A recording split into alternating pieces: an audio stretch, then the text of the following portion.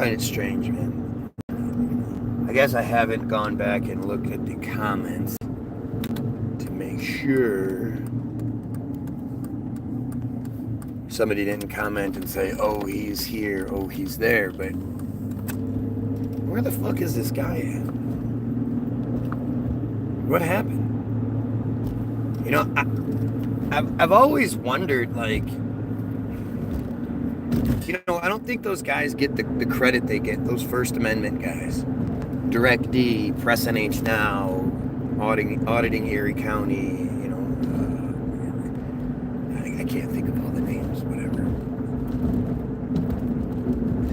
But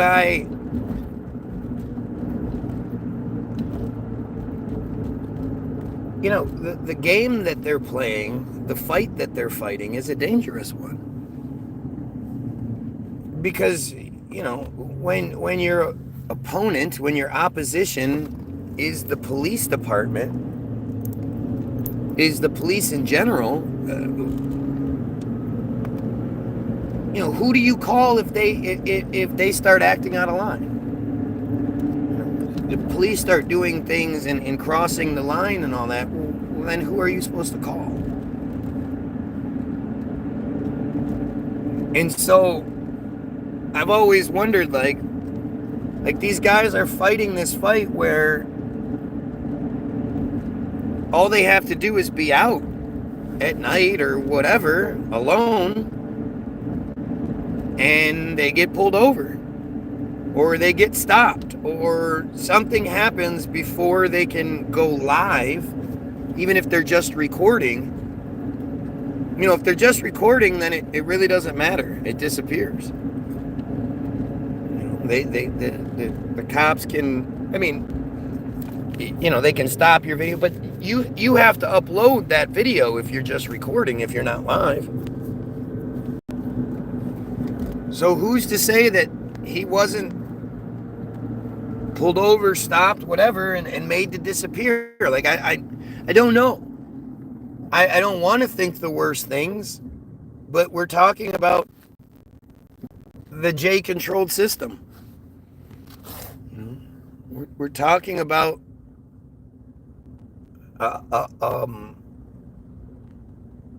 you know, a psychotic thing. It's psychotic. And you know, the system is bad. They're bad. They're bad. You know, it's run by the worst people for the worst, to benefit the worst people.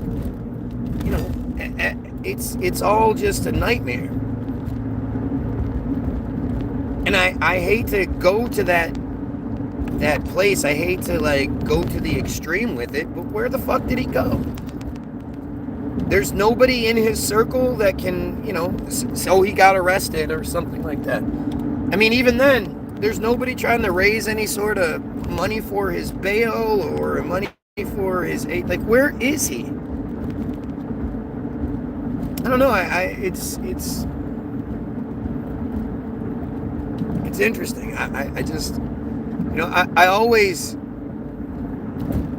feel for people in my shoes or in similar shoes, because I know what I get. You know, I know the insanity that comes my way for speaking out against the system. And I'm not even as good as those guys are. Like, I wish I could do the Direct D thing. I wish I could get out there and do the cop watch thing. I would love to do it. I got kids at home. I can't afford it. I can't afford to get myself to then, you know, Press NH Now, I mean, he makes good money from YouTube, so he can afford that kind of shit. I don't make any money. And I you know, it's just the conspiracy is as scary as it is, like as you can imagine. The J's at the top are ruthless psychopaths who will kill, maim, hurt, you know, whatever they can to maintain their position. And when you have guys like Press NH Now doing the First Amendment, but also doing it like You know, there's a lot of guys that do it, and they're respectful, I guess is the word to use. And Press NH Now was not. And the thing is, his last real video was him being assaulted at a facility, and the cops taking the report and all that stuff. And that, what came from that? You know, how did that work out? It's just a strange thing. And to think, like, I just don't think that we give it enough. We don't give us, you don't give us enough credit for what we do, for the enemies that we make. And I guess it's because you don't have enough respect for the system. Because I respect this system. You know, I get the enemy that we're up against. I mean, look at this. Look at these dumbass. Already, we've got dumbass comments trying to make me sound crazy for showing concern for another human being. Yeah, that makes sense, doesn't it? Who is going to do that? Who is going to come onto my feed and be like, oh, stop showing concern for someone else? Man, you're bad. Who's going to do that other than the fucking system? Other than another one of these dumb bots the system puts out there. Like, I absolutely appreciate the stupid comments. I can't tell you how much I do. I know if you were smarter and you were smart enough to make better comments, you would. And this is the best you can come up with. I get it. You're giving me your very best. And your very best is embarrassingly stupid. But that's what it has to be, right? That's what it would have to be to oppose someone like me, someone like Press NH Now, someone that's saying the right things, you know, calling out these J pieces of shit. You know, I posted on Press NH Now. I post all the time, Free Palestine, because that's one of those things where it's funny because it's not actually saying anything negative, but because Jews hate it so much, I just love saying it. I love saying it knowing that they are upset by it. If I could say more without, you know, getting my shit blocked, because my shit gets blocked every day.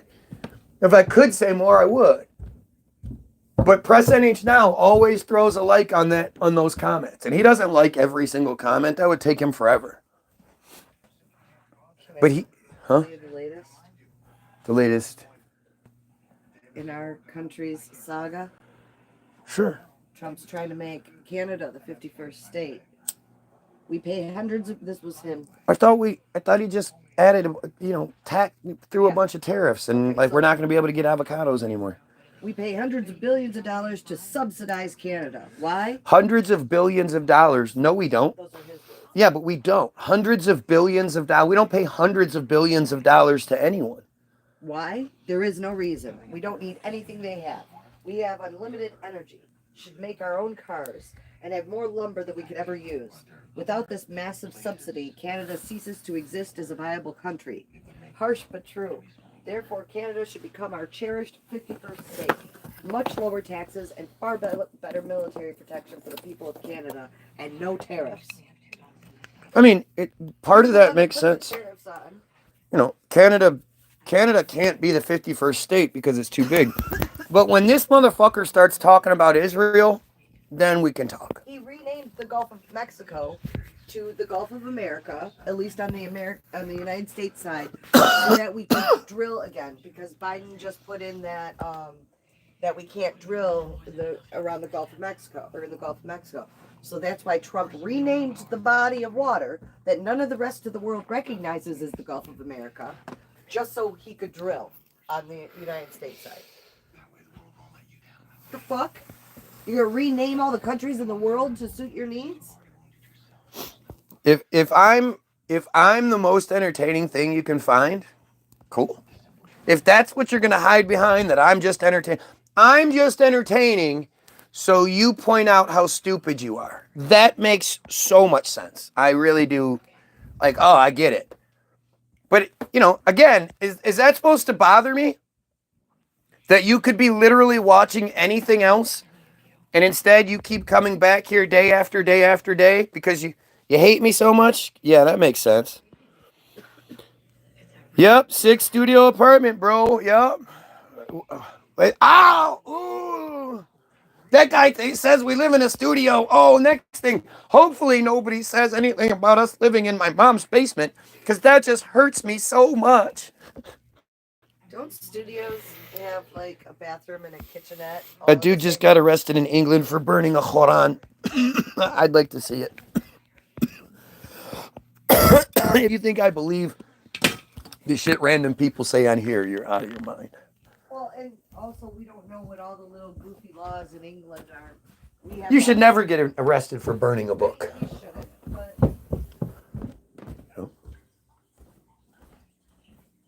I mean, this is all just stupid.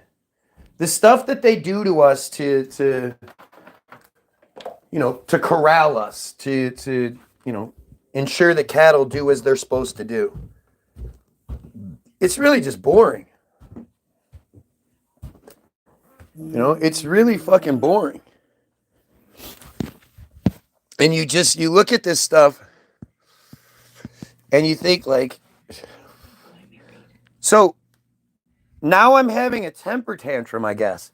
When I say that I'm grateful that you're here because you're stupid and you keep proving that, that means I'm having a temper tantrum. Like, can you imagine being that desperately stupid? Can you imagine that?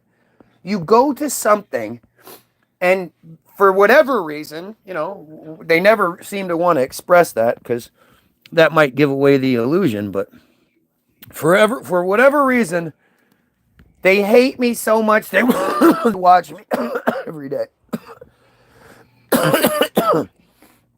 And you, like, can you imagine going to a Trump press conference and he's saying those things and you're like, yeah, well, I don't like the color of your tie.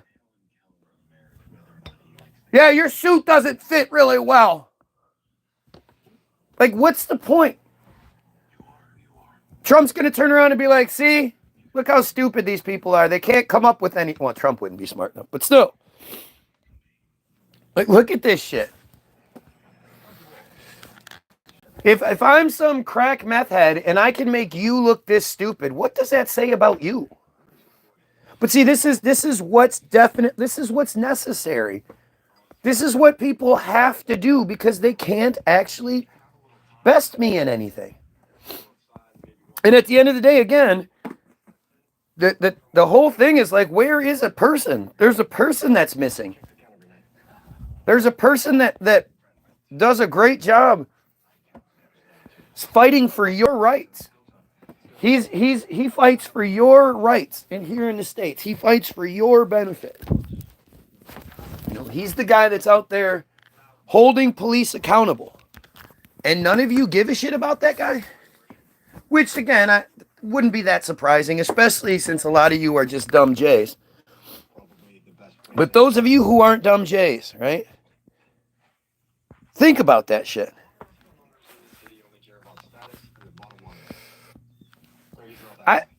I couldn't care less about somebody being arrested for burning a Quran. I don't care about, and that's not how you spell Quran anyway. It's Quaron. Quran. But that's some distraction shit. Or is it Quran? Might be Quran, yeah. It starts with a Q, though. But that's the kind of shit that I just... Such nothing shit. Such distractionary shit. It's supposed to make white people upset. And it does. It's supposed to make white people like, oh, all you did was burn a Quran. These are the same people that'll get mad if you burn a Bible. Or if you burn an American flag or something like that. Because you've been tricked into thinking the stupidest things are important. I did want to look up something. I started to yesterday and I thought I would wait, but I wanted to look up Jack Ruby. Does everybody know who Jack Ruby is? Jack Ruby is the guy that shot the president.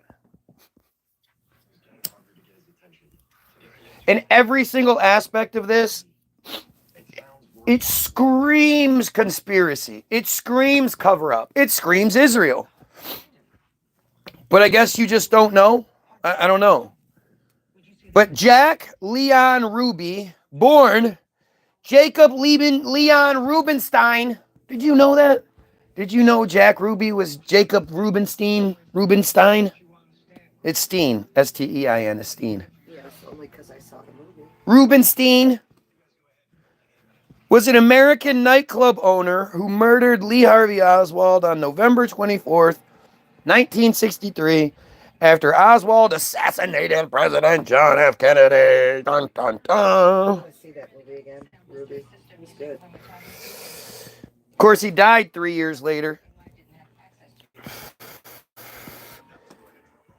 Criminal charge, murder with malice, criminal penalty, death penalty, but it was overturned. Conviction overturned on appeal, died before retrial. Born in Chicago, Ruby operated nightclubs in Texas. Exactly. We all know how welcoming Texas is to foreigners. Especially, big shot Jays from Chicago. I'm sure Texas was like, yeah, come on in. Open up nightclubs. You just own nightclubs, right? He's just a nightclub owner because he works so hard. It's because he works so hard, I'm sure. On November 24th, 1963, 2 days after President Kennedy was assassinated in Dallas, Ruby shot and mortally wounded Oswald in Dallas police headquarters and was immediately arrested. The whole thing is just bullshit. If you watch the footage that exists, it's clearly bullshit. You give no proof of anything. You're right, I don't. I don't give any proof of anything by reading what they want us to read. The shooting happened on live television. Ruby was convicted and sentenced to death. This was overturned on appeal, and he was granted a new trial, but Ruby fell ill, was diagnosed with cancer, and died of a pulmonary embolism on January 13th, 1967. Well, that's fucking convenient, isn't it? It just wraps everything up nicely. He just gets the super cancer that kills him right away.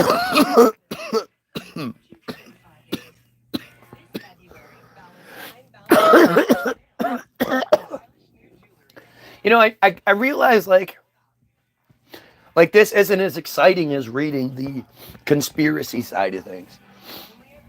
But I really find it fascinating. I find it fascinating to read what they want us to know and understand just how much bullshit is involved. Like, it's shocking. You want us to know this, and then I look at it and I go, what? At the end of the day, the idea that Jays were hiding their identity, why? How does it make sense that Jays were hiding? Who were they hiding from? It's not even like, huh? But I mean, it's not even like we had a negative, they were supposedly the victims. So it's not like I could see if maybe Germans were hiding their ancestry because they didn't want to be. Back then, Americans didn't like any immigrants. Not true. Just not true. I mean, according to my family, it was true. Yeah, but it's just not true. Like they.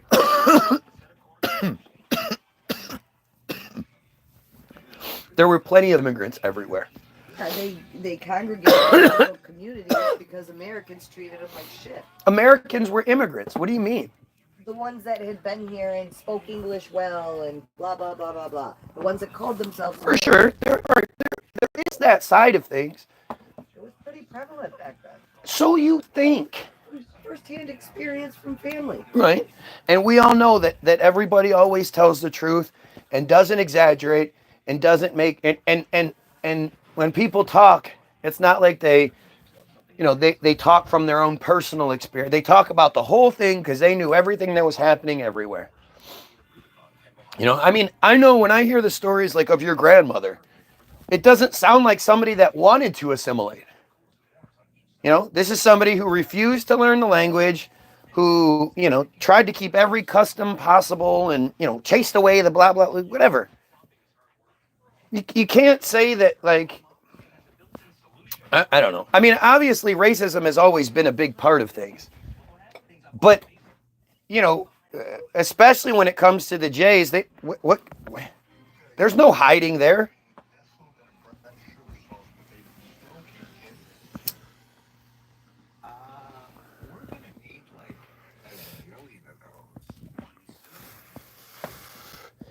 In 1964, the Warren Commission concluded that Ruby acted alone in killing Oswald, that Ruby shot Oswald on impulse and in retaliation for the Kennedy assassination.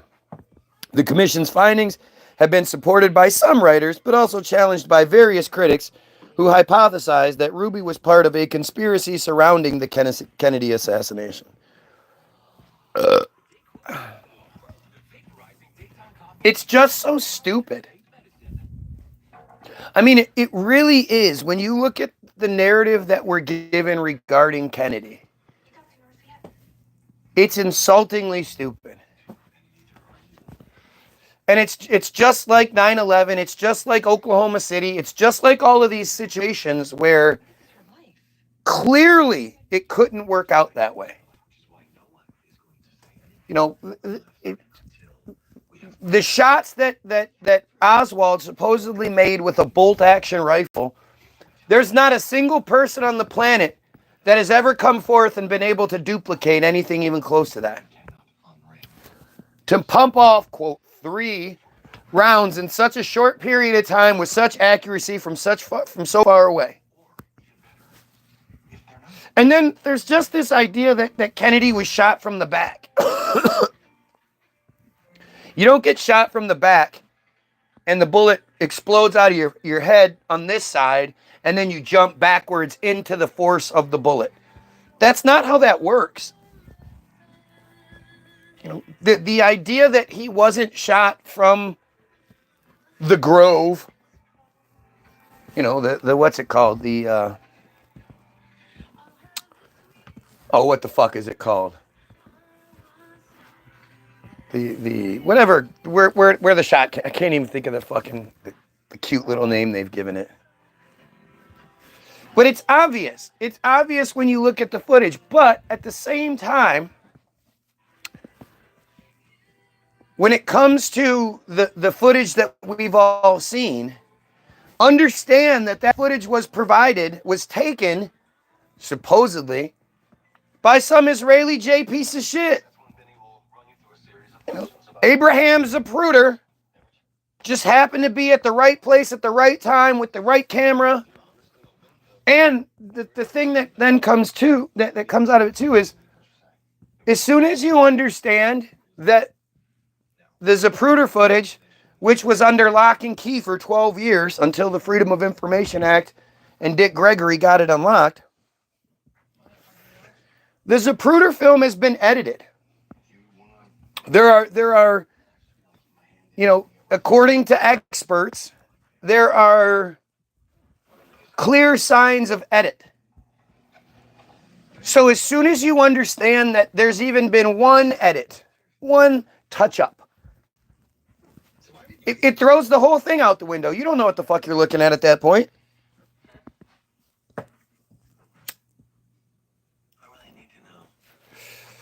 And that's the kind of thought process we need to, I mean, think about this too. It's 2025. Are we saying that with all of 2025 technology, that the narrative that we're given and then the footage that we've been supplied stands up to all of 2025 scrutiny and capabilities? I mean, that's just embarrassing. I mean, again, I guess there's a lot of people on here today that are mad because they think Lee Harvey Oswald shot Kennedy and nobody should say anything else about it. Who the fuck do you know that thinks that way? Who the fuck do you know that if somebody's talking about the Kennedy assassination, they'll be like, oh yeah, government got it right. Everything they say is right. Don't you say anything otherwise. Don't say anything to the contrary. Don't bring up evidence. Don't you do that. Who Who the fuck gets mad at people for talking about Kennedy assassination? Look at these dumb comments. These dumb comments. People are mad and they're here every single day because they hate me so much. Ruby was born Jacob Leon Rubenstein on or around March 25th, 1911. He had 15 different aliases. He blah, blah, wait, right? Because that's what we're going to find out, right? He was known by a bunch of other names. He served in the military. He got a distinguished award for valor or some shit in the military. And he came back home and just started running nightclubs in Texas. Blah, blah, blah, blah. Let's see. The son of Joseph Rubenstein and Fanny Turek Rutowski or Rokowski. Again, like Kozadinos. How many different ways did they spell Kozadinos? No. You spell your name multiple different ways, right? No. Like some people were like Kozadinos and some people were like Kozaginos. And no, that didn't happen? That's really weird because it seems to happen a lot with these J's. I'm sure it's nothing, though. I'm sure it's nothing to even look at or think about. Ruby was the fifth of his parents' 10 surviving children. Think about that. Think about how insane that is. That back in the day, your average family could consist of, 5, 6, 7, 10 kids. The father works and the mother stays home. They have a house. They have an automobile. They have, all that. The kids go to college, this, that, and the other. How? America sure was a better place back then, huh? Both Polish-born Orthodox Jays.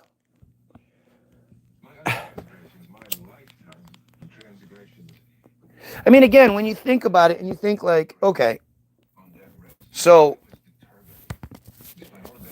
point, like I was watching, what was I watching today? Or what the fuck was I watching? What was I watching?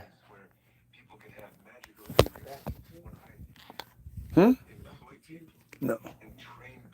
I was watching something. Fuck, what was I watching? God damn it. I can't remember what I was watching, but it was like, it's just like anything else, where for some reason, all of the top people are Jays. Why is that the case? Why is it anytime you look at things, all of the top people are Jays? How does that work? Is it just because they're so much better and smarter than we are? Is that what you're just programmed to believe?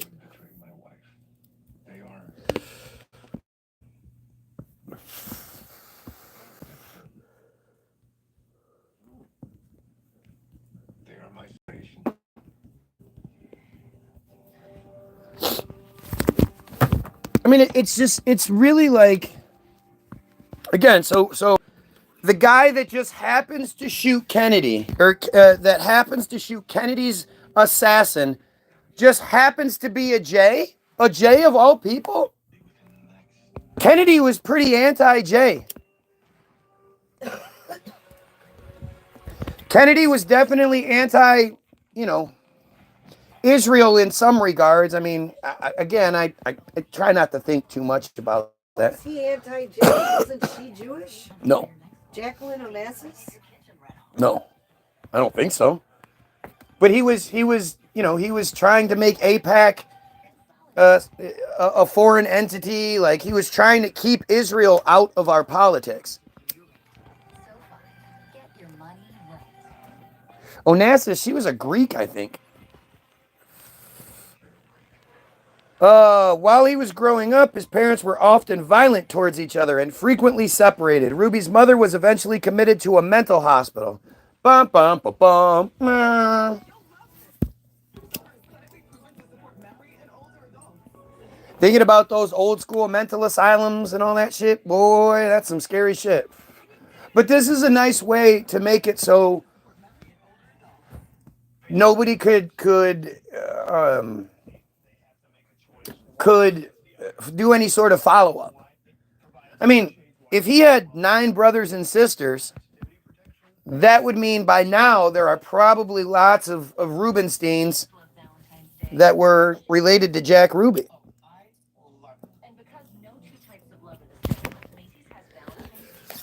But I digress.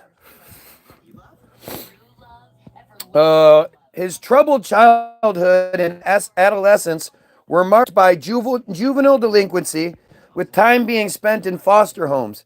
He was arrested at the age of 11 for truancy. Ruby eventually skipped school so often that he had to spend time at the Institute for Juvenile Research.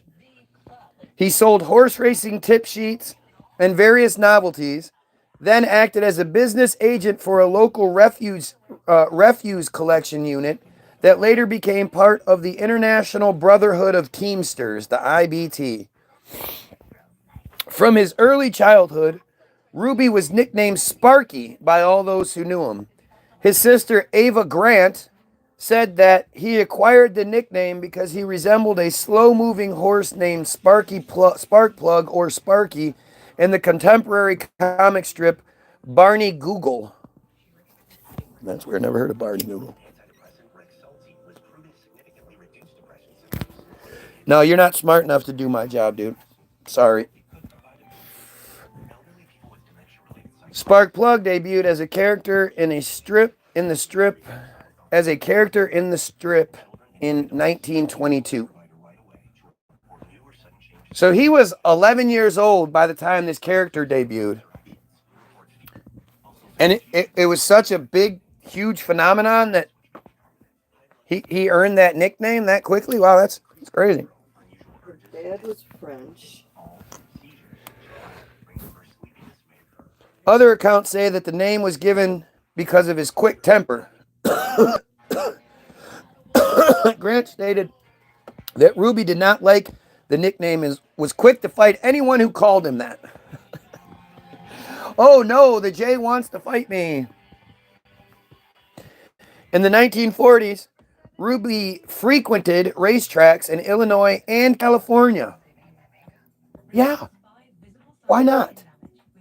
In 1940s, you go to some racetracks in Chicago, and then you hop on the bullet train on over to California and go to the racetracks there.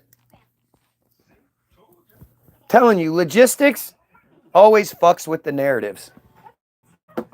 When you start asking questions about the logistics, and I mean, are we to believe that he was just traveling all over the country? Guess that was a lot easier to do back then.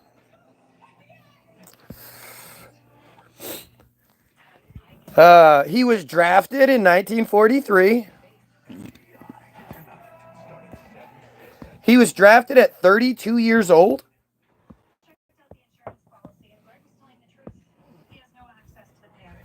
What? You ever heard that before? Who gets drafted at 32 years old, especially after a lifetime of crime and delinquency and all that shit? I mean, I know the military cutoff is 18 to 26. But yet, so many of these J characters in our narrative have this sort of, oh, well, there was an exception made. There was an exception made. Let's see here. We're about to find out his extensive heroic war. He served in the U.S. Army Air Forces during World War II, working as an aircraft mechanic at the U.S. base until 1946.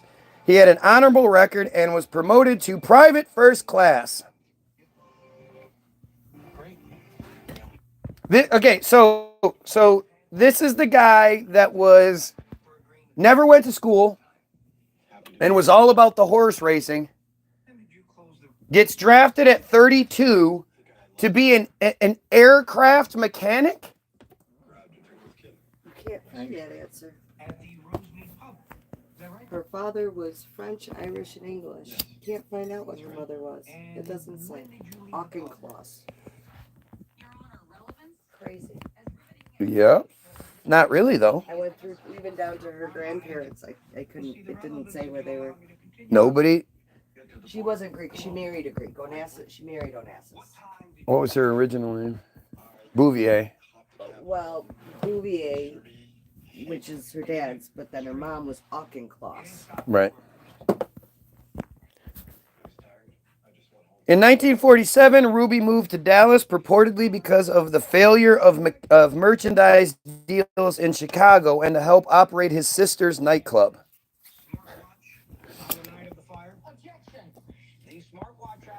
So his sister just had the nightclub.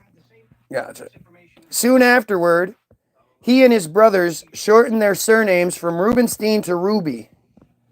The stated reason for the name change was that the name Rubenstein was too long and that it was and that he was well known as Jack Ruby. So the Jays, who are so proud of their heritage that during the Holocaust they refused to take off their armbands that identified them, they just changed their name here because it was too long. And he was already well known as Jack Ruby. So, yeah, of course, all the other 9 brothers and sisters changed their name. I mean, that makes sense, doesn't it? His whole family changed it? Yeah. Ruby later went on to manage various nightclubs, strip clubs, and dance halls in Dallas. He developed close ties to many Dallas police officers who frequented his nightclubs, where he provided them with free liquor, prostitutes, and other favors. You know, the police. The police.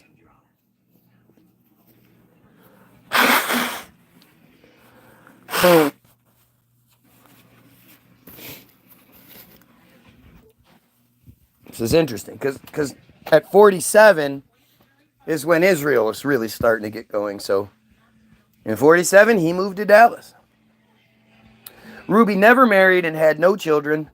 At the time of the assassination, Ruby was living with George Senator. He was living with a different person? He was living with a dude? Had no children, never got married, and was living with a man.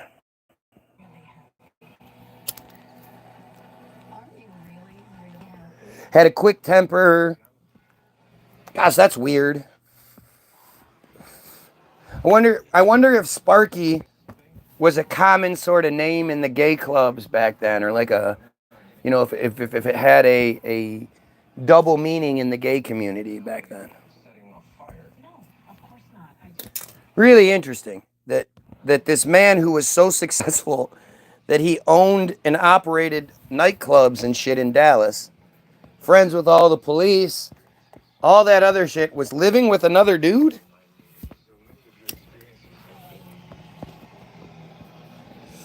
That's a little suspect, if you ask me.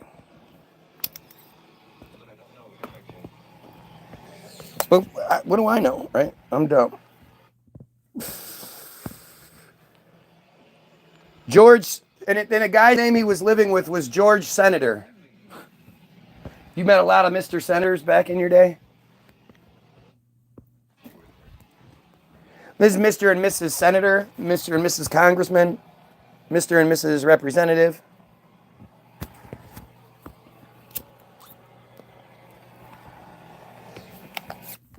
Interesting. Who referred to Ruby as my boyfriend during the Warren Commission hearing, although he denied the two were homosexual lovers. He referred to Ruby as his boyfriend. Warren Commission lawyer Bert Griffin later told author Gerald Posner, wonder if that's Mike Posner's relative, I'm not sure if Senator was honest with us about his relationship with Ruby. People did not advertise their homosexuality in 1963. Some critics have said that Ruby was involved in illegal activities such as gambling, narcotics, and prostitution.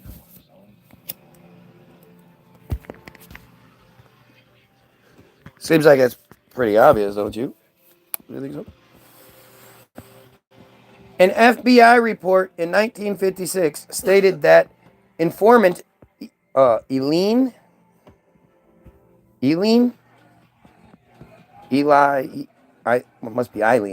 Eileen Curry had moved to Dallas with her boyfriend James Breen after jumping bail on narcotics charges. Breen told her that he had made connections with a large narcotics setup operating between Texas, Mexico, and the East, and that James got the okay to operate through Ruby of Dallas. Dallas County Sheriff Steve Guthrie, Virginia Guthrie, or I think her name is Guthrie, told the FBI that he believed that Ruby operated some prostitution activities and other vices out of his club in Dallas. Dallas disc jockey Kenneth Dow testified that Ruby was known around the station for procuring women for different people who came to town. From 49 up until the murder of Oswald, Ruby had 9 criminal charges ranging from assault to violating state liquor law. 9. Why wasn't he in prison? You would think 9 charges would get somebody in prison. Well, Trump's not in prison, so no. He's the president. Right. I mean, this reminds me of Martin Luther King, or not Martin Luther King, Rodney King. Rodney King should have been in prison at the time of the beating. And why he wasn't in prison is still sort of up in the air, right? All right. According to people interviewed by law enforcement and the Warren Commission, Ruby was desperate to attract attention to himself and his club. He knew a great number of people in Dallas, but had only a few friends. Because his business ventures were unsuccessful, he was heavily in debt. It's like, on one hand, you're supposed to believe one narrative. He was like this, he was this unsuccessful nightclub operator who was friends with all the nightclub, strip club. How does that even work? The movie is just unbelievable. How many people he knew and liked him, the mob, everybody. He was just connected to everyone. But he wasn't a bad guy. I mean, the movie did not portray him as a bad guy, no. Of course not. The commission received reports of Ruby's penchant for violence. He had a volatile temper, and he often resorted to violence with employees who had upset him. He acted as the bouncer of his own club and beat his customers on at least 25 occasions. We're talking about a J. The fights would often end with Ruby throwing his victims down the club stairs. In one fight with a man, the man bit Ruby's left index finger so bad the doctors had to amputate it. Was that part in the movie? I don't think it was his finger getting bit off. I don't think he cut it. I don't know. Yeah, it had to be amputated because it was bit so badly. Stories of Ruby's eccentric and unstable behavior describe him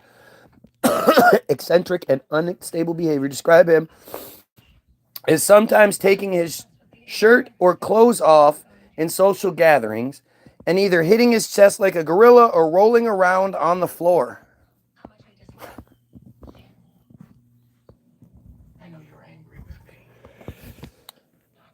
During conversations, he could change the topic suddenly mid-sentence. He sometimes welcomed a guest to his club, but on other nights, he would forbid the same guest from entering. He was described by those who knew him as a kook, totally unpredictable, a psycho, and suffering from some form of disturbance. Man, strange how so many people knew and liked that guy then, huh? During the 70s, prominent psychiatrist Irene Jacob, who was known for her use of art therapy in diagnosing and treating patients with mental illness, analyzed artwork that had been created by Jack Ruby while he was in jail. Shut the fuck up! Who was saving Jack Ruby's artwork from jail?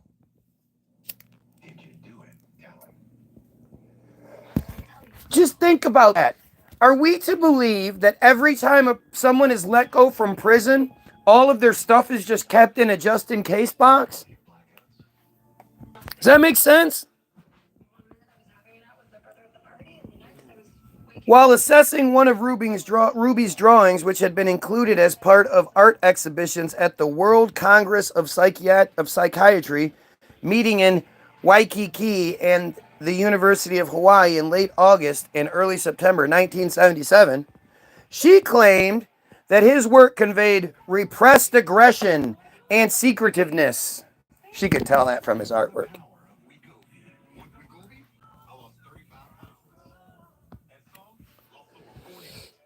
Oh, now I have adrenochrome. Isn't that amazing? So it's not crack, it's adrenochrome that I'm using. Now, notice how he really constricts himself so as not to reveal himself.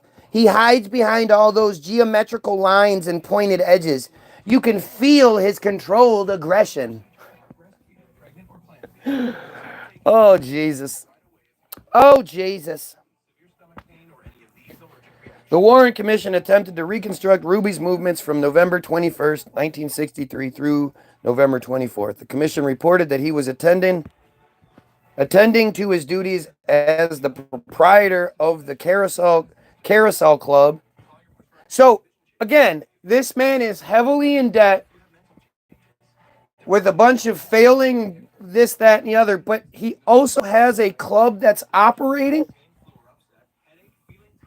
located at 1312 Half Commerce Street in downtown Dallas, and the Vegas Club in the city's Oak Lawn district from the afternoon of November 21st to the early hours of November 26th. So we have two clubs. You know, a lot of people like super in debt and failing in life that have at least two clubs. A number of Dallas police officers were meeting in the office of Assistant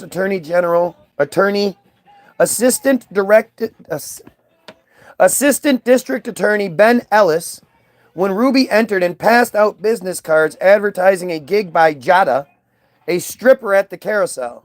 Reportedly, Ruby introduced himself to Ellis and added, "You probably don't know me now, but you will." She remembered that. This is just crazy. It's just crazy how people, you know, as long as they just give us a bunch of details and a bunch of nonsense, we think it's a good narrative. According to the Warren Commission, on November 22nd, Ruby was in the second floor advertising offices of the Dallas Morning News, 5 blocks away from the Texas School Book Depository, placing weekly advertisements for nightclubs. Again, that's what you do when you're broke. When he learned of the assassination around 12:45 p.m., according to witnesses, Ruby was visibly shaken. Ruby then made phone calls to his assistant at the Carousel Club and to his sister. The commission stated that an employee of the Dallas Morning News estimated that Ruby left the newspaper offices at 1:30 p.m. Not 1:45, not 1:44, 1:30, right around there. But indicated that other testimony suggested that he had left earlier. According to the Warren Commission, Ruby arrived back at the Carousel Club shortly before 1:45 to notify employees that the club would be closed that evening.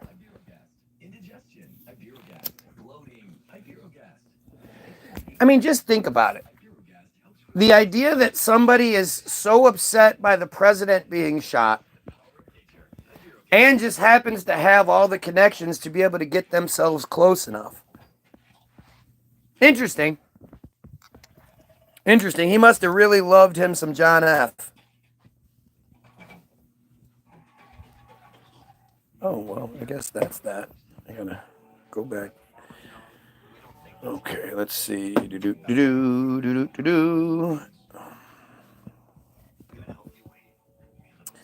John Newman, not Newman, Newman, an employee at the newspaper's advertising department, testified that Ruby became upset over an anti-Kennedy ad published in the morning news that was signed by the American Fact-Finding Committee, Bernard Weissman, chairman. There we go, yet another one. I mean, think about that. How many J's do you know in your life right now? How many J's are you regularly associated with? And yet every major person in these narratives that they give us just happens to be J. Boy, that's convenient. Ruby was sensitive to anti-Semitism and was distressed that an ad attacking the president was signed by a person with a, quote, Jewish name. That upset him? You posted an ad attacking the president. I mean, how does that even equate with anti-Semitism? Because he is Israel's greatest friend. So therefore, we're talking about Kennedy. I thought you were talking about Yeah.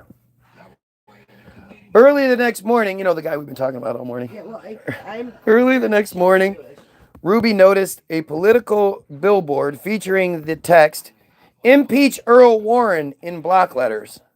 Ruby's sister Eva testified that Ruby had told her that he believed that the anti-Kennedy ad and the anti-Warren sign were connected and were a plot by a Gentile to blame the assassination on Jews.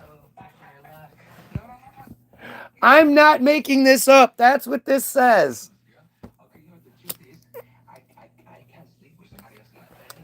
So what's he going to do? He's going to go murder somebody in response. Because that's going to make the Jews look really good.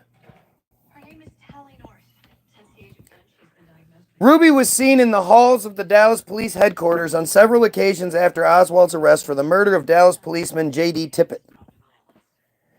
He was present at an arranged press conference with Oswald. Ruby later told the FBI that he had his .38 Colt Cobra revolver in his right pocket during the press conference. Newsreel footage from WFAA-TV Dallas and NBC News shows that Ruby impersonated a newspaper reporter during a press conference held by District Attorney Henry Wade at Dallas Police Headquarters that night. So are we saying that this guy who all these police officers and shit knew was able to impersonate someone else, sneak into a place where I would assume, like, president's just been killed? Isn't security going to be a little bit higher? That's because you're a piece of shit. You love your J wife. Ugh. Ugh. You are a piece of shit. You support pedophilia. You support genocide because you're a piece of shit. Yeah. Ugh. Yuck. Never want to stick my ding-a-ling in one of those things anymore. It's crazy, too, because I grew up, being shown all these desirable... Actually, you know what? When you think about it, there's really not. There's not a bunch of J females that are like the hottest chicks of all time. They would always have the hot chick be a goyim. You ever notice that? The Jennifer Anistons of the world, the Anna Nicole Smiths, whatever, Pam Andersons. Because even the Jays don't want to bang J women. Ugh. How would that even be possible? Bing, bing, bing. How would you even... Oh, I'm getting the head shakes. What do you? Let me ask you. You think I'm being mean, right? What do you think they say about us? I don't care. Two wrongs don't make a right. What do you think? How am I being wrong? What's wrong? There's a line that you're What? sticking your toes over. Why? What's the problem? How is it relevant? How is it's identifiable? We have to have identifying features here. We have to be able to identify the enemy. And she's right. You know, I am taking the low road right now, but I'm cracking jokes. Yeah. You gotta have some levity here, right? Trust me, though. Like, at the end of the day, who's the problem in the world?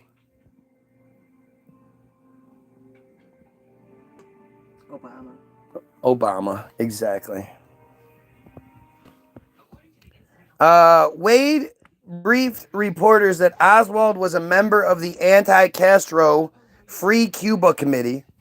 Ruby was one of several people there who spoke up to correct Wade, saying, "Henry, that's the Fair Play for Cuba Committee, a pro-Castro organization." He spoke up. I love this picture. That looks real, doesn't it? Of course, there's no muzzle fire captured in any of the photos. Okay, so he's going to run up and he's going to shoot, and you go, "Oh, oh, I got shot in the stomach. Ooh."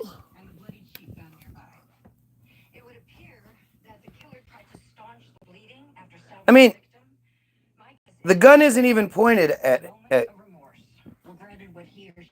Oswald. The gun's pointed at the guy next to him.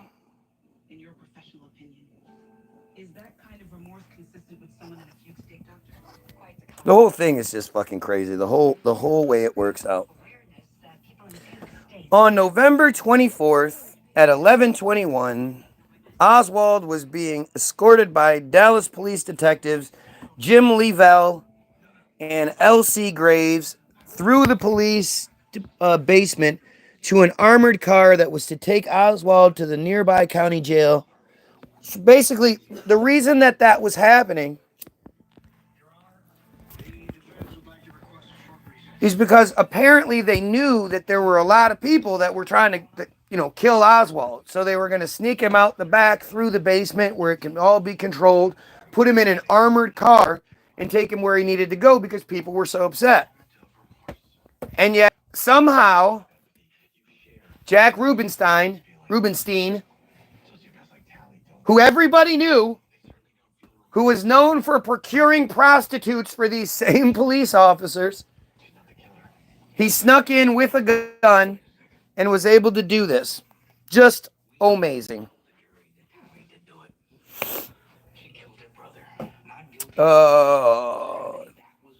Oswald to the nearby jail when Ruby, who was standing in a crowd of reporters, emerged with his revolver aimed at Oswald's abdomen. Ruby passed by William Harrison, who saw the gun and began to reach his hand out. Detective Billy Combest described Ruby's facial expression as that of a determined look or a grimace. Ruby shot Oswald at point-blank range, mortally wounding him. Combast claimed, "Jack, you son of a bitch." Oh, so then they knew who he was? So nobody knew that was Jack Ruby until he shot him, and then immediately they were like, "Jack!" Because he wasn't there. They were walking up through the hall, and he came through. No, he had been there for hours. They said he had been there for hours. But not in that hallway. They showed him in the movie. They showed him walking. Of course, into the building. In the movie, they show you a narrative. As they were escorting Oswald out, Ruby walked through the doors and shot him. Right. So in the movie, it was just really great timing. Well, no, he was watching. He was waiting. For the. But that's literally not what it says here. It says that Ruby had snuck in hours beforehand and had been mingling and hanging out.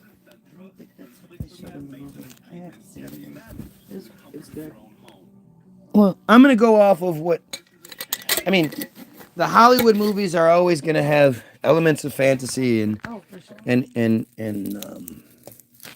I mean, it's Hollywood. It's J-Run Hollywood. Huh? Liberties. Liberties, more just, they're, it's Hollywoodism. They're creating the narrative how they want it to be. They absolutely control every aspect of that film.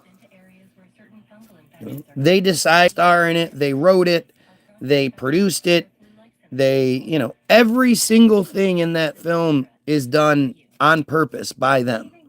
There's no accidents. And so the narrative that we're told is that he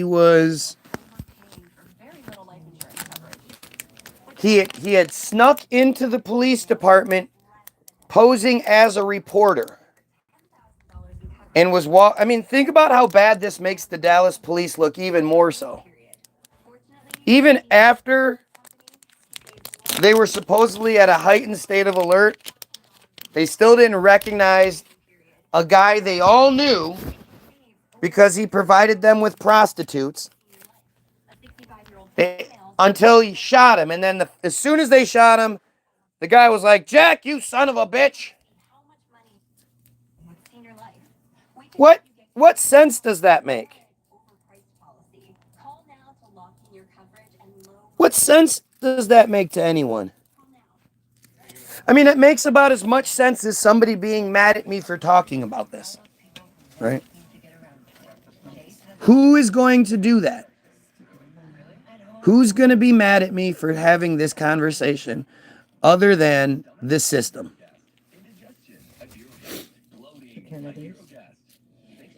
I mean, according to the newest Kennedy, the newest Joe Kennedy that was supposed to be like Trump competition. I don't know what happened to the new Joe Kennedy. But, like the reason they killed John Kennedy Jr. is because John Kennedy Jr. was about to blow that whole thing open. And it's funny, George Bush Jr., because of who he is, his entire life is accounted for. Where he was at all times, especially once he got to be, older, not just a child.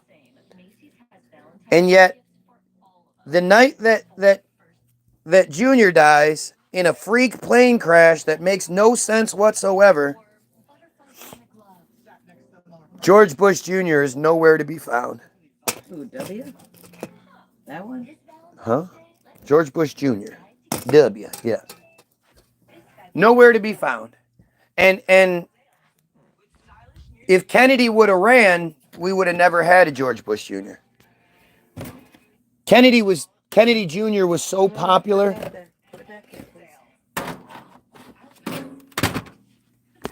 Kennedy Jr. was so popular, he would have won by a landslide.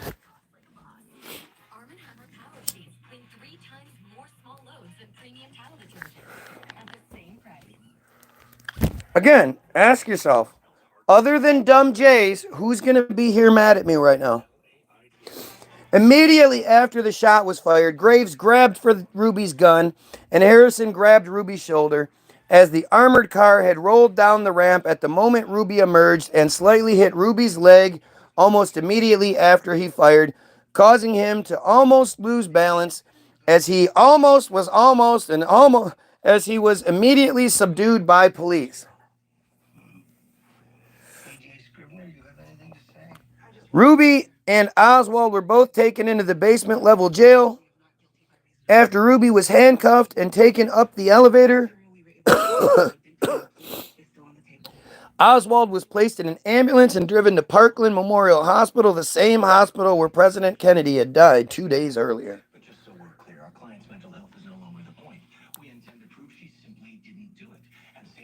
You know that Oswald never admitted to shooting Kennedy? Literally called himself a patsy. And if you look into the history of Oswald, I mean, we're talking about in the 60s. Oswald just happened to be on TV prior to that. It's not like, random video. People were just taking random videos. No. Oswald's entire history is so fucking just strange.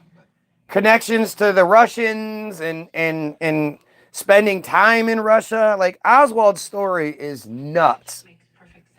And then the whole narrative, the logistics of the narrative were given about how Oswald operated that day just doesn't make any sense. And if you look at the footage of Oswald, you can see it. He's not lying. He's being asked questions. He's going, I don't know what's going on here. I don't know what they beat him up. You could see they beat him up. When he was first arrested, he didn't have the marks. After he comes out from in the room, he's all beat up. And he's saying, I'm a patsy. And the police are just rushing him. They're just rushing him through. They won't let anybody talk to him. Why not? Why not? At Parkland, surgeons subsequently determined Ruby's bullet had entered Oswald's left side in the front part of the abdomen and caused extensive damage to his spleen, stomach, aorta, vena cava, kidney, liver, diaphragm, and 11th rib before coming to rest on his right side. Oswald died at 1:07 p.m. Wrap that up real nicely, don't you think?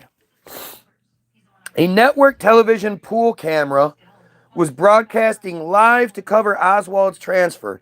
Millions of people watching on NBC saw the shooting as it happened, and in the matter of minutes, it was on other networks. Several photographs were taken several photographs were taken of the event, capturing the moments when Ruby pulled the trigger. In 1964, Robert H. Jackson of the Dallas Times-Herald was awarded the Pulitzer Prize for his image titled Jack Ruby Shoots Lee Harvey Oswald. That's this picture. But does this picture show you a shooting? That's not a shooting. You couldn't definitively say somebody was shot in that picture, could you? No smoke, no flash, no nothing from the gun. Great indignation was directed towards Ruby's murder of Oswald. Many felt that the killing had robbed the nation of essential information and left key questions unanswered. So much for making the Jays look good.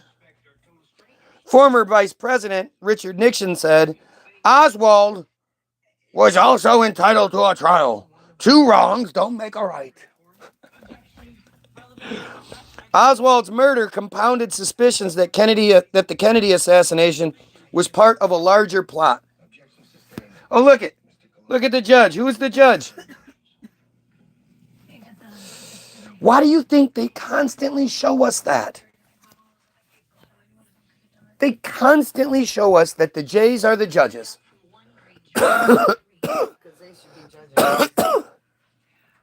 And when you think about it, right? These are people. There should not be any they and us. Well, these are the people who look at it that way. Who look at it as you're either born us or you're not. And if you're not, you're no different than the cattle, the sheep, the dogs, the beds, the chairs, the elevators. You're a goyim. And those are the people that judge us. Those are the people that have our lives in their hands. They write the laws.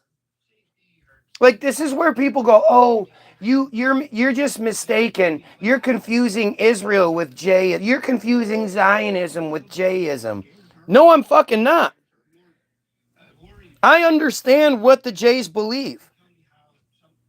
I'm not stupid enough to think that one group calling themselves God's chosen people is okay. That's okay.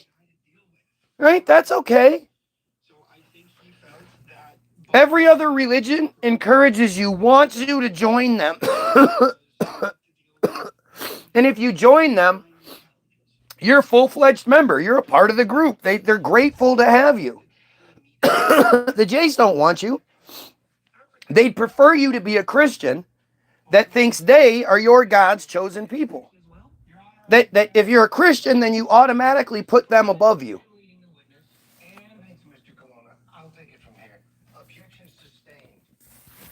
And if you happen to convert or marry into or whatever, like all the people, I love my J wife. Yeah, I bet you feel nothing but welcome and warmth whenever you go to family functions, huh? Fucking crazy.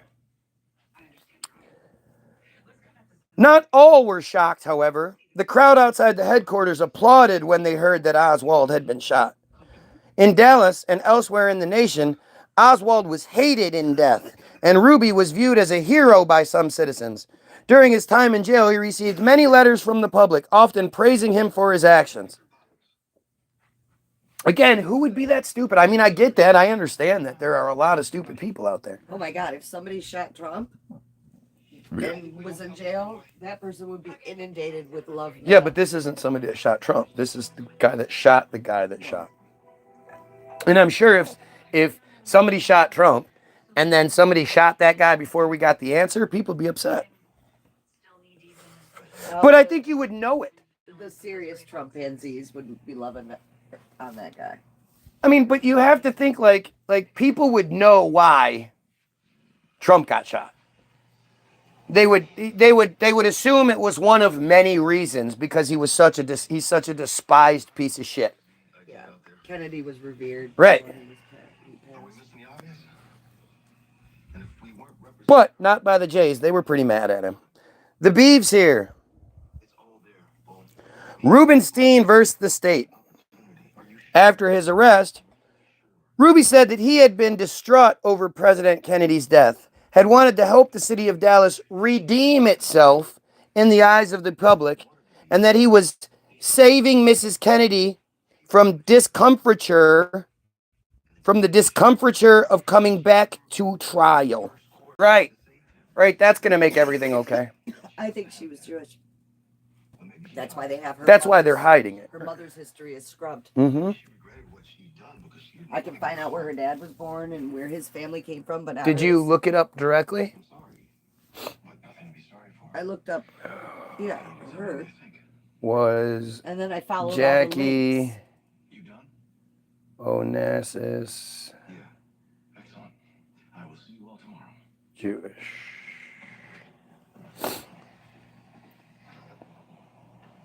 Her dad was not. French, Irish. No, Jacqueline Kennedy was a Roman Catholic. She was baptized and confirmed at St. Ignatius Loyola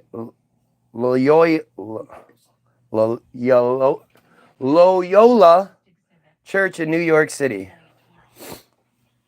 Was born into a Catholic family. Her parents were John Blackjack Bouvier III and Janet Norton Lee. That was... Yeah, well, and then they changed it to Auchincloss and The Secret... Martin. Well, here you go. The Secret J History of Jackie Kennedy. Yeah, I know she... Now that Jackie Kennedy is being portrayed on screen by the most famous Israeli... So she's being played by an Israeli? By the most famous Israeli-born actress in the world. It's worth... Yeah, that's that bitch that was the soldier. It's worth looking closely at the former First Lady's life to pick up the J strands she left behind. Number one, although Jacqueline Bouvier boasted Anglo, Irish, and French ancestry, that didn't stop some from falsely claiming J heritage for her. Look at her. Does she look German or French and Irish? Well, her eyes are super far apart, actually. She looks on the other side. Okay, so wait. Most notably, her cousin and step-sibling, Gore Vidal, who often repeated the widely debunked story that her mother, Janet Lee, was really Janet Levy. Yeah. Why would Gore Vidal be falsely saying that? Right. In Vidal's telling, Jackie's grandfather changed the family name from Levy to Lee in order to become vice president of the J.P. Morgan Bank. Jackie didn't help things by making up her own story about her grandfather, claiming that he was a Maryland-born veteran of the Civil War, when in fact he was born in New Jersey in 1852. So why would there be any sort of anything? Why would anybody be faking and lying about their own family history? She definitely looks J, And she looks like a product of incest. That's why her eyes Definitely are wide about it. incestual. Yeah, she's I don't never understood why she was considered to be one of the most attractive women in the world, and ugh, she was ugly. So was he. Yeah, he really was too. Handsome. Right. Handsome. I mean, compared to other presidents, maybe. Sure. Okay. But I mean, why do they So talk was like Jimmy that? Carter compared to other presidents. Why would they talk like that? They never revered him. What accent is this unique Kennedy accent? My fellow Malcolm. It's Like it's retarded. They're like, you know, their speech is retarded, and I don't mean that in the right. social label. I know what you mean. You know, it's they have a retardation in their bloodline. It comes from incest. In any case, the Lee Levy myth has no basis in truth, but persists as evidence of a J worldwide conspiracy on extreme right-wing websites. Jackie did, however, eventually have a J-ish granddaughter, Rose Kennedy Schlossberg, the daughter of Carolyn Kennedy and J artist Edwin Schlossberg. So while Jackie wasn't J at all,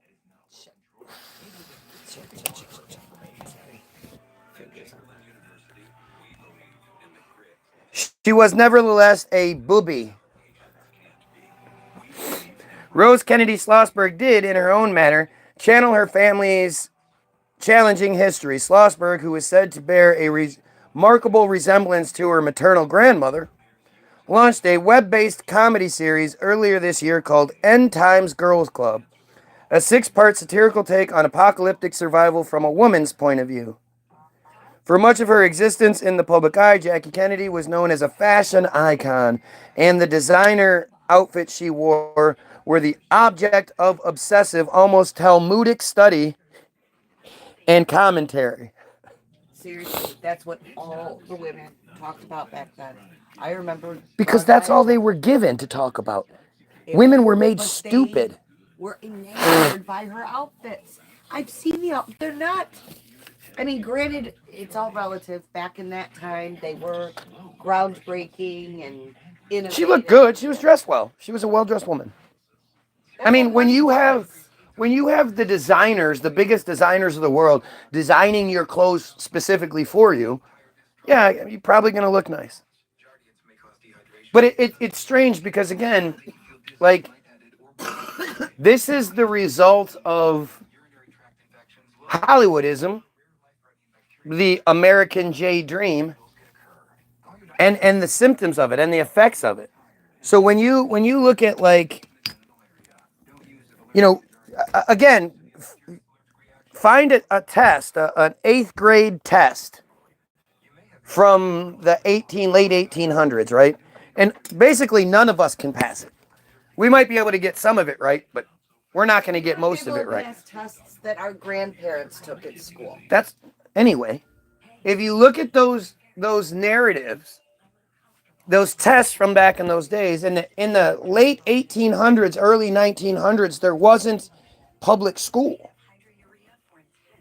The majority of those really smart guys were either said to be educated by their mothers or sent off to some private school that they were somehow able to pay for, or some boarding school or some kind of shit. Right? Yeah, that's really all that. So their mothers who were socialites, that's what her mother is listed. Her occupation, socialite. Right. But even still, like, even the non-social, like the lowest class people, apparently all of the uneducated mothers, because girls weren't allowed to have further education, all of the uneducated mothers were who educated the boys, at least until they got sent to special schools. If they did. And so you think about this narrative that we're given that, you know, I mean, it's just stupid. Perhaps the most famous clothing item she ever wore was the pink I don't give a fuck. The House of Chanel was confined. Okay, so I guess Don was on November 22nd, against the wishes of everyone around her. Jackie insisted on wearing the blood-soaked suit after President Kennedy was shot during the swearing in of Lyndon B. Johnson, and then the wink. And for the flight back to Washington, D.C. with her husband's body, which wasn't in there. The House of Chanel was co-founded by French J businessman Pierre Werthmeyer and is now owned by his grandsons, Alain and Gerard Werthmeyer. The company was co-founded by its namesake, Coco Chanel, who was a notorious anti-Semite and Nazi collaborator. And then yet somehow that company is owned and operated by Jays now. Interesting, too, how that always works, right? How it's always these scenarios where you need your phone. Yeah, I do. Yeah. Well, that was that.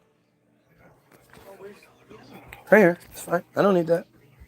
I wasn't really interested in Jackie K. I was doing that for you. Oh, okay. After his arrest, Ruby has said that he had been distraught over blah, blah, blah, blah. Mrs. Kennedy's discovery. He claimed that he also claimed that he shot Oswald on the spur of the moment when the opportunity presented itself without considering any reason for doing so. Yet he snuck into the place as under the guise of being a reporter with a .38 in his pocket. How does this narrative make sense to anyone? This is fucking dumb.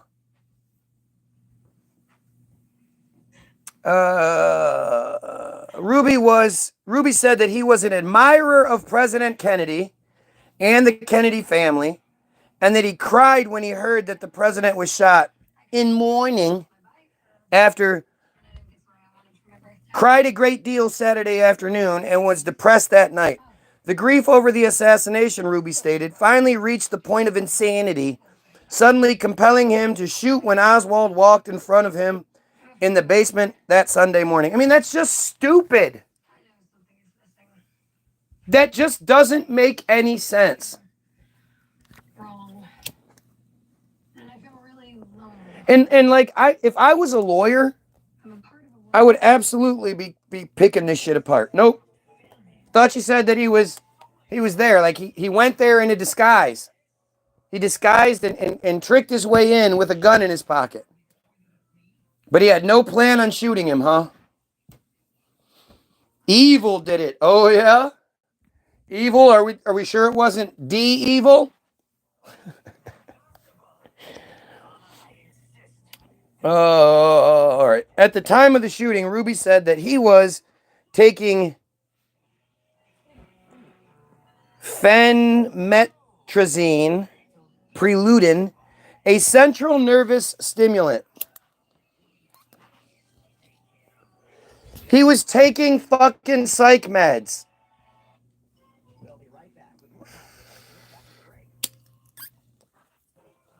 You have to be kidding me. I cannot believe any of you would ever believe this shit. Just enough, Beeve, just enough. Ruby also said that he entered the police basement by coming down the Main Street ramp. Later, Ruby expressed remorse to his brother Earl, saying he never wanted Oswald to die. Ruby asked Dallas attorney Tom Howard to represent him. Howard accepted and asked Ruby if he could think of any reason that might damage his defense. Ruby responded that there would be a problem if a man by the name of Davis should come up. Ruby told his attorney that he had been involved with Davis, who was a gun runner entangled in anti-Castro efforts.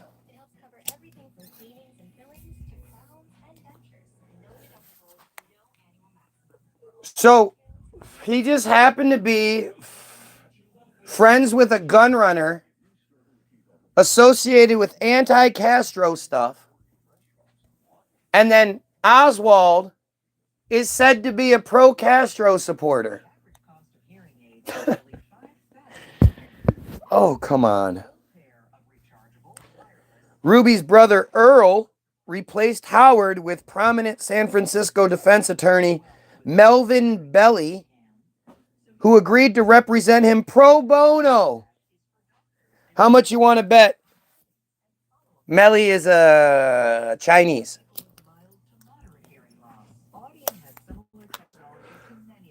You know those lawyers always doing those pro bono things. Was a United States lawyer and writer known as the King of Torts and by insurance companies as Melvin Bellicose. Another one of these guys with all these multiple identities and shit, huh? Melvin Moran Belly.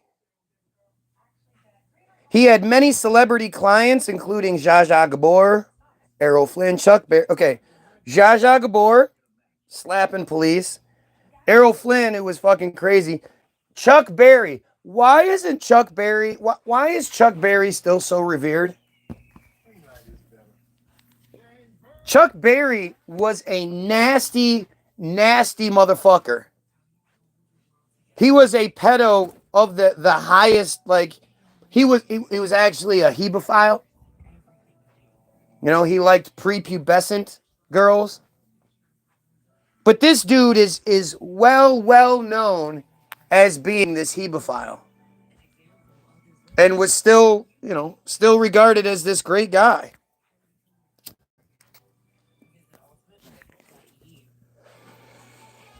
Think about this shit.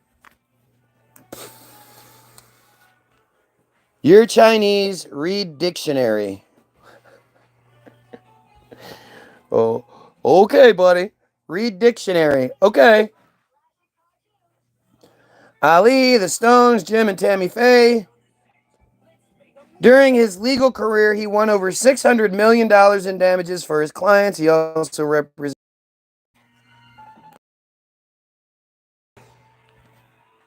Belly was born in the California gold rush town of Serrano, California, in the Sierra Nevada foothills. His parents were of Italian ancestry from Switzerland. His grandmother, Anna Moran, was the first female pharmacist in California. By the 20s, the family had moved to the Central Valley, city of Stockton, California. Stockton, what's up? Where Belly attended the now defunct Stockton High School. Graduated from the University of California, Berkeley in 1929.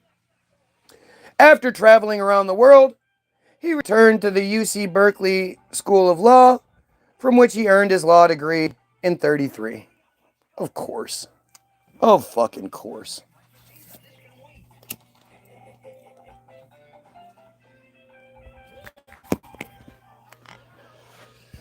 This just all makes so much sense, doesn't it?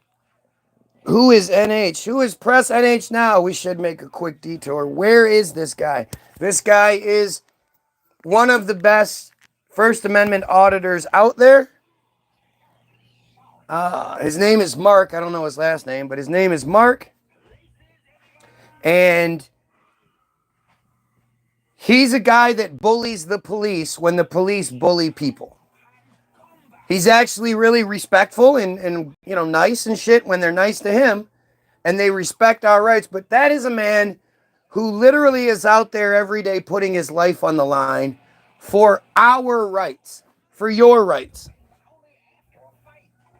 And like, he literally is putting his life on the line. At any point, one of these piece of shit cops can shoot him. And yeah, they might get in a little bit of trouble. They might get a paid vacation one way or another. But all they have to do is come up with some bullshit excuse, qualified immunity, especially now with Trump in office. Holy shit. He disappeared right after Trump. Wow.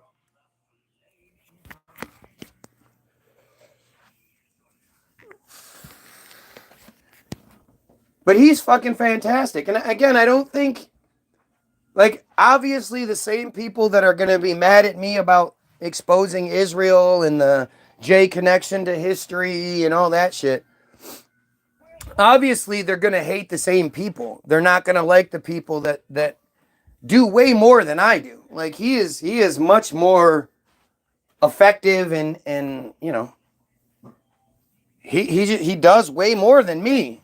You know, he's out there actually fighting and putting his life on the line. And people don't give enough credit in those situations or to those people. Oh, he's just a bother. He's just annoying. He just goes there and and messes with those people and those, oh my God, those poor people and the $100,000 a year. How dare they have to deal with somebody filming them? How dare they have to deal with somebody pointing out how they're not doing their job correctly while, tax dollars are paying for it? He's one of those people that proves there's no good cops. And really, all your videos will show you there's no good cops.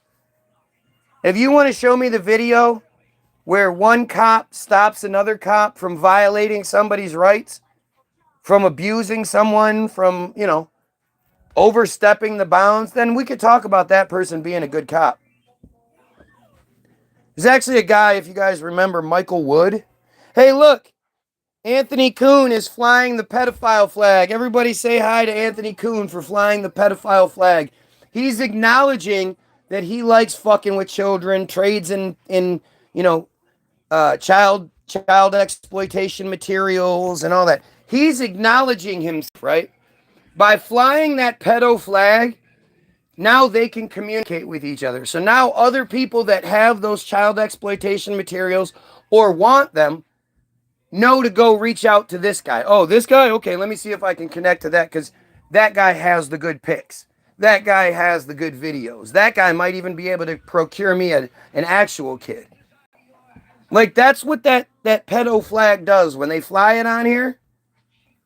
That's what they're doing. They're acknowledging who they are and saying, look, I'm open. I'm open for business. Just keep that in mind. Every time you see that disgusting, disgusting flag, no, that's what they're doing on here. They're acknowledging themselves as pedos.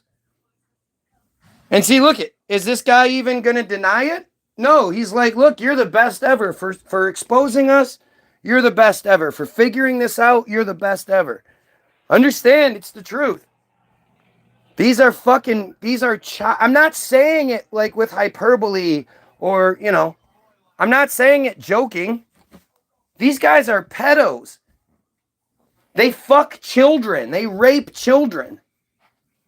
Like, it's disgusting. Understand that's what's going on here. That's how they do that. They can't just come on here and be like, hey, anybody know where I can get a small pizza? Or maybe some hot dogs? Because it would show it. Everybody would realize it.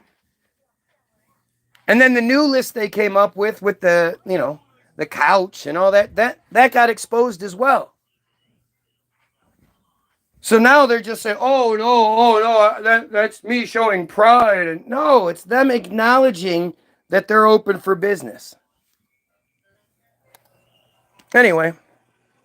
Lawyer Joe H. Tonahill also signed on to assist with Ruby's defense. These guys had nothing else going on, huh?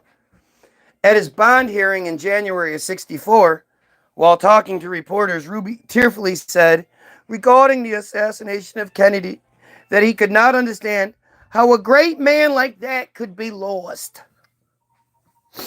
Ruby testified that he thought he said,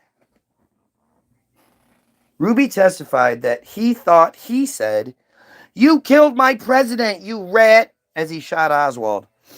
Officer McMillan testified he heard Ruby say, "You rat son of a bitch, you shot the president." This was disputed by footage showing McMillan looking in the opposite direction from the shooting. It's funny. He said, "You rat son of a bitch, you shot the president." And then the cop that was there was like, "Jack, you son of a bitch." They were just calling each other son of a bitch back then. That was a big deal.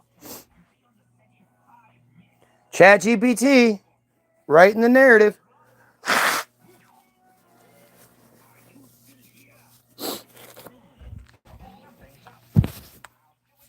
Let's see.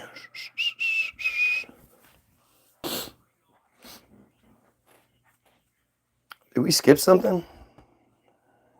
Oh, yeah, Davis collaborated. Dallas Police Sergeant Patrick Dean testified that when Ruby was arrested, Ruby said he thought about killing Oswald 2 nights earlier to show the world that Jews have guts. Are you fucking kidding me?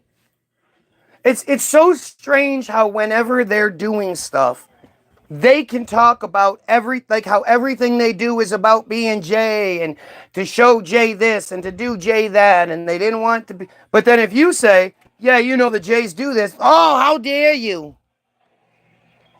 It's just like I keep saying, if I made the movie Hollywoodism word for word,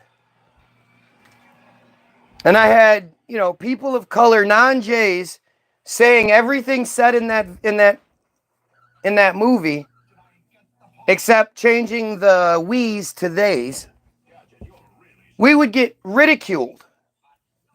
It wouldn't even get made because nobody would put in, because how dare you make such an anti-Semitism trope-filled, such rhetoric about the Jays controlling Hollywood, blah, blah, blah. But when they make it, and they make, they flat out say how they ruled Hollywood with an iron fist.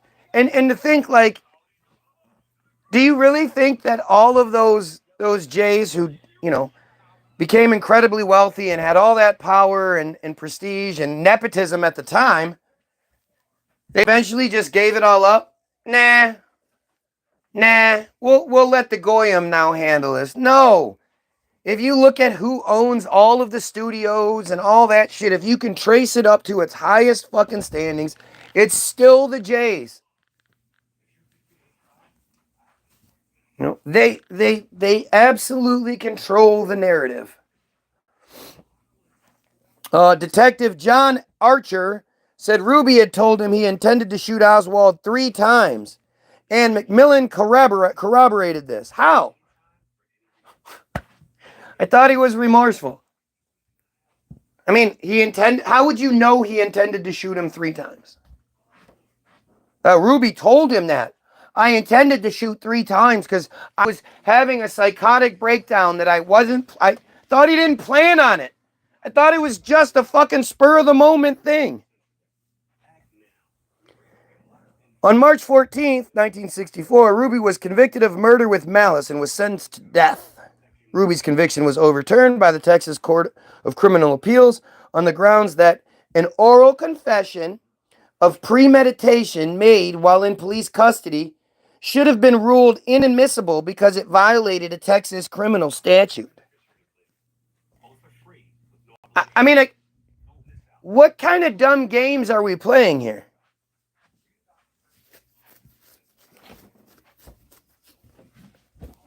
He snuck into the fucking place and hung out for hours with a .38 revolver in his fucking pocket.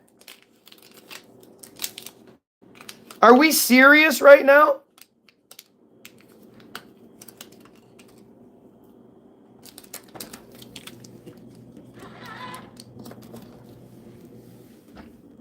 Does anyone believe this fucking narrative?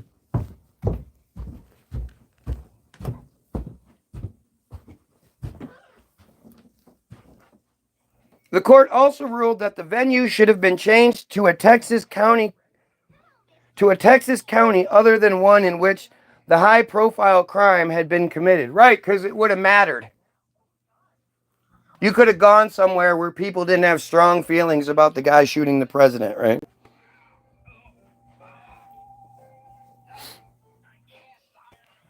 During the 6 months following the Kennedy assassination, do you know how much, I love how these people keep saying, I'm the rabbi, I'm this. Do you know how much more powerful my message would be if I was, in fact, a piece of shit, Jay? If I grew up in that cult and I was able to escape it and now I was saying all these things from that perspective, do you know how much better I would be? How much stronger of a footing I would have? You wouldn't be able to say all the stupid shit you say if I was like, oh, well, I grew up in this cult. I know this cult firsthand. Yet these guys keep trying to paint me like that's going to upset me. I wish that was the case. You know, I wish I could proudly say I left all that pedophilia, penis cutting and sucking, placenta eating, foreskin eating, vagina hating, slavery pushing, genocide pushing, well poisoning cult behind. That would be great. It's just not true. So, you know, I know that's your best effort. I know that's the best you can maybe come up with to try to, like, you know, poison my well by saying I'm one of these pieces of shit. Is supposed, if you're saying that, is it supposed to be some sort of insult to me? Like, the fact that you don't see the irony in how stupid you sound, I guess that's pretty standard for the course, right? That's pretty par for the course here. 6 months following, Ruby repeatedly asked to speak to members of the Warren Commission. Why would he be allowed to? Who would give a shit? No, you can't. You're a prisoner. See, nowadays, they just shoot the guy. You know, nowadays, anytime somebody is involved in anything like Matthew Crooks or Matthew Thomas Crooks, whatever his fucking name is, they just shoot that guy on scene, and therefore there is no, well, what happened, blah, blah, blah, kind of bullshit.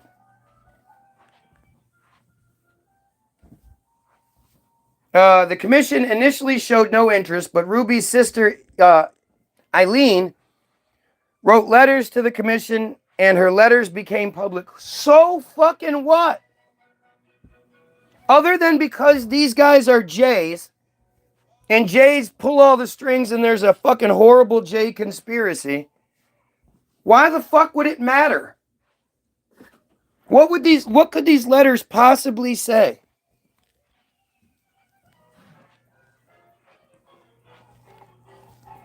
You know, again, I love how you guys love talking about me. You don't ever see me talking about me. I'm not arrogant like that. It's funny. People accuse me of that shit, my ego and blah, blah, blah. But when was the last time you guys heard me talking about me? How great I am. That doesn't happen. I'm much more concerned with this bigger picture thing. But it is cute that you guys like talking about me so much. The commission finally agreed to talk to Ruby. In June 1964, Chief Justice Earl Warren, Representative and future President Gerald R. Ford of Michigan, and other commission members went to Dallas to see Ruby. Are you kidding me?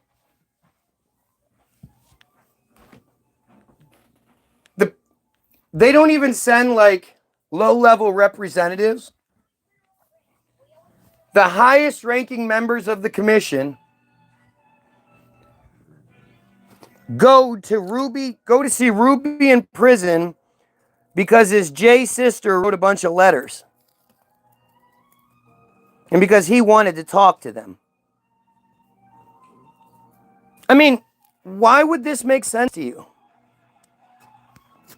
The sad part is I can't actually get those answers, right? Because as much as I address the things that are said to me, obviously I'm going to skip over a bunch of it because it's just stupid. I can't get you guys to actually address, like, you'll address stupid shit. If I screw something up or I don't say a date right or a math wrong or something, you're happy to fucking say something then. But if I ask you to just, you know, give any sort of reason, explanation for why you think the way you do, you got nothing. Ruby asked Warren several times to take him to Washington, D.C., saying that, "My life is in danger here," and that he wanted an opportunity to make additional statements. This is just stupid. This is just stupid. Like, think about it. Like, Robert Brooks, right? Or Robert Bowers Jr., sorry. The guy that supposedly did the first synagogue shooting in 2018. Because remember, there were 2 synagogue shootings exactly 6 months apart to the day. One committed by Robert Bowers Jr. and one committed by John T. Ernest. Guess who's never been interviewed since those shootings? Neither guy. Neither guy has been interviewed. We haven't wanted to know what these guys were thinking when they committed these horrible atrocities.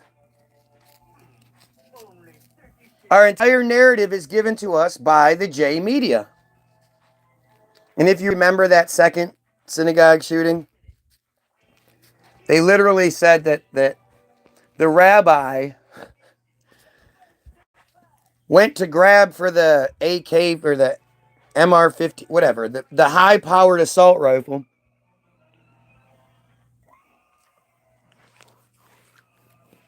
And the guy pulled the trigger, blowing off his finger. He then said that he was carrying children out of the event.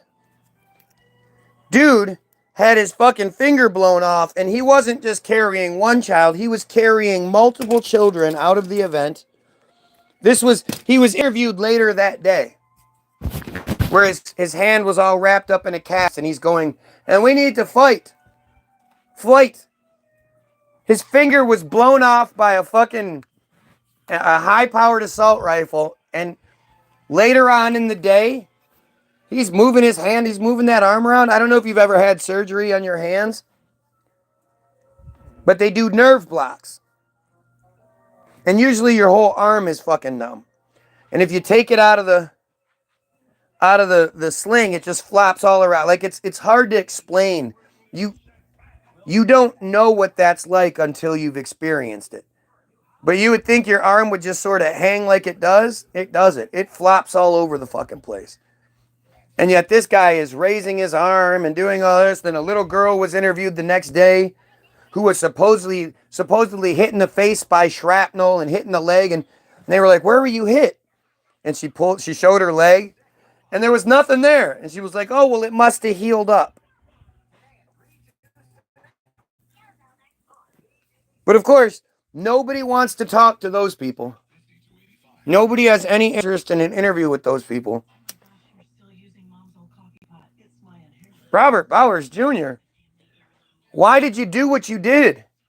How come you literally have no fucking profile, no footprint at all, other than supposedly a traffic ticket in 2015 or something? You had no footprint. You just decided 6 months earlier to go on a random website. I didn't even know about Gob. Gob is supposedly the Facebook for white supremacists.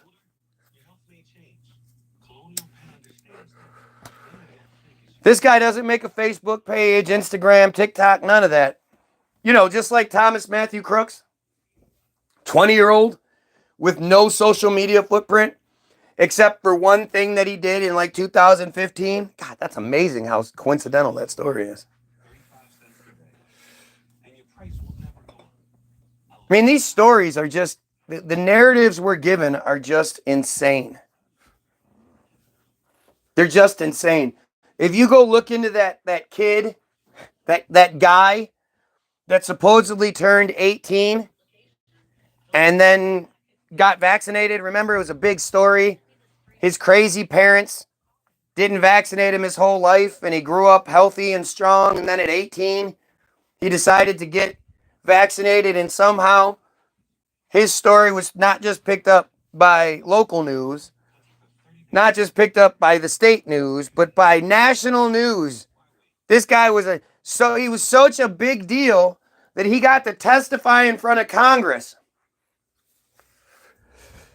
And if you do any sort of deep dive into that character, which I've done, you see like if you look at his net worth and then you look at his father's net worth, his father, who makes $40,000 a year, happens to be worth $1,140,000 or some shit. Where did he get that $1 million from? Why does Lindenberger, that was his name, Lindenberger, why does Lindenberger not look anything like his parents? Why does he look like a J?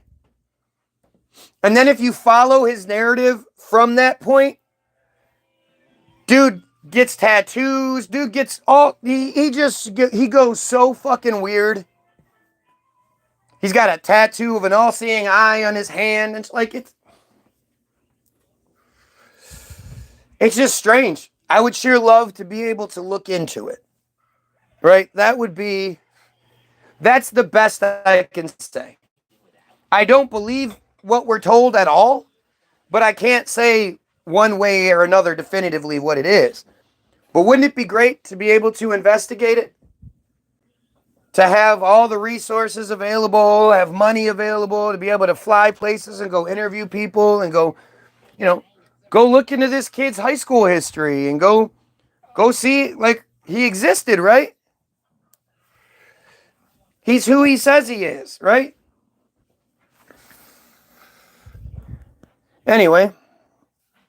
Oh, da da da da da da da. He asked that the people from whom he felt himself to be in danger, or he added that the people from whom he felt to be himself in danger were the John Birch Society in Dallas, including Edwin Walker, whom he claimed were trying to falsely implicate him as being involved in a conspiracy to assassinate the president. John Birch Society, the JBS, is an American right-wing political advocacy group founded in 1958. It is anti-communist. Oh my God. Supports social conservatism and is associated with ultra-conservative, radical right, far-right, right-wing populist, and right-wing libertarian ideas. Originally based in Belmont, Massachusetts, the JBS is now headquartered in Grand Chute, Wisconsin, with local chapters throughout the United States. It owns American Opinion Publishing, Inc., who publishes the magazine The New American, and is affiliated with an online school called Freedom Project Academy. The society's founder, businessman Robert W. Welch Jr., 1899 to 1985, developed an organizational infrastructure of nationwide chapters in December of 1958.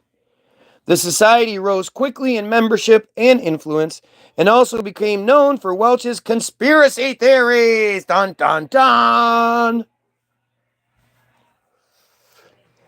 His allegation that Republican President Dwight D. Eisenhower was a communist agent was especially controversial. In the 1960s, the conservative William F. Buckley Jr. and National Review, attempted to shun the JBS to the fringes of the American right. JBS membership is kept private, but is said to have neared 100,000 in the 60s and 70s, declining afterward. How? How would they reach 100,000 people? They didn't have the internet. They barely had the television. How were they supposedly just reaching all of these people, hundreds of thousands of people? In the 2010s and 20s, several observers and commenters argued that while the organization's influence peaked in the 70s, Bircherism and its legacy of conspiracy theories began making a resurgence in the mid-2010s and had become a dominant strain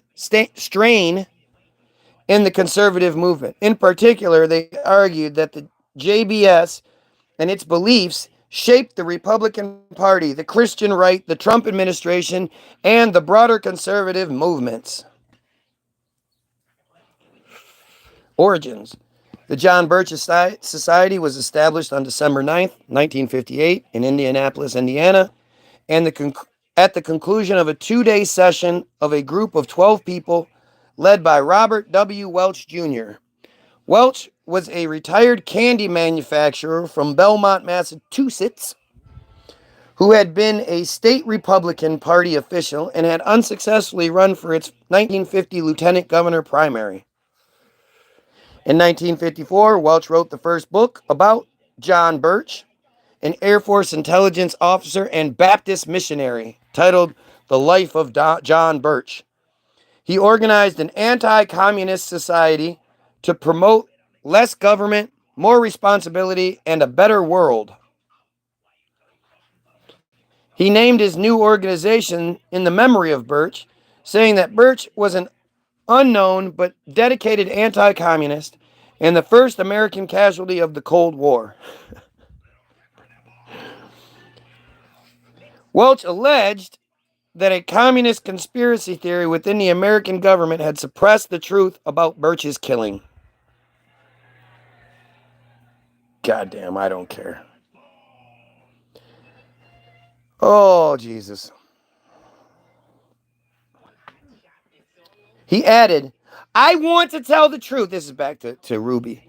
I want to tell the truth. I can't tell it here. So Ruby summons the Warren Commission to his prison. He actually gets them to show. They show up. And he says, I've got a whopper of a tale to tell you, but I don't want to tell it here. You got to move me so I can tell the story. Do you realize how stupid that is?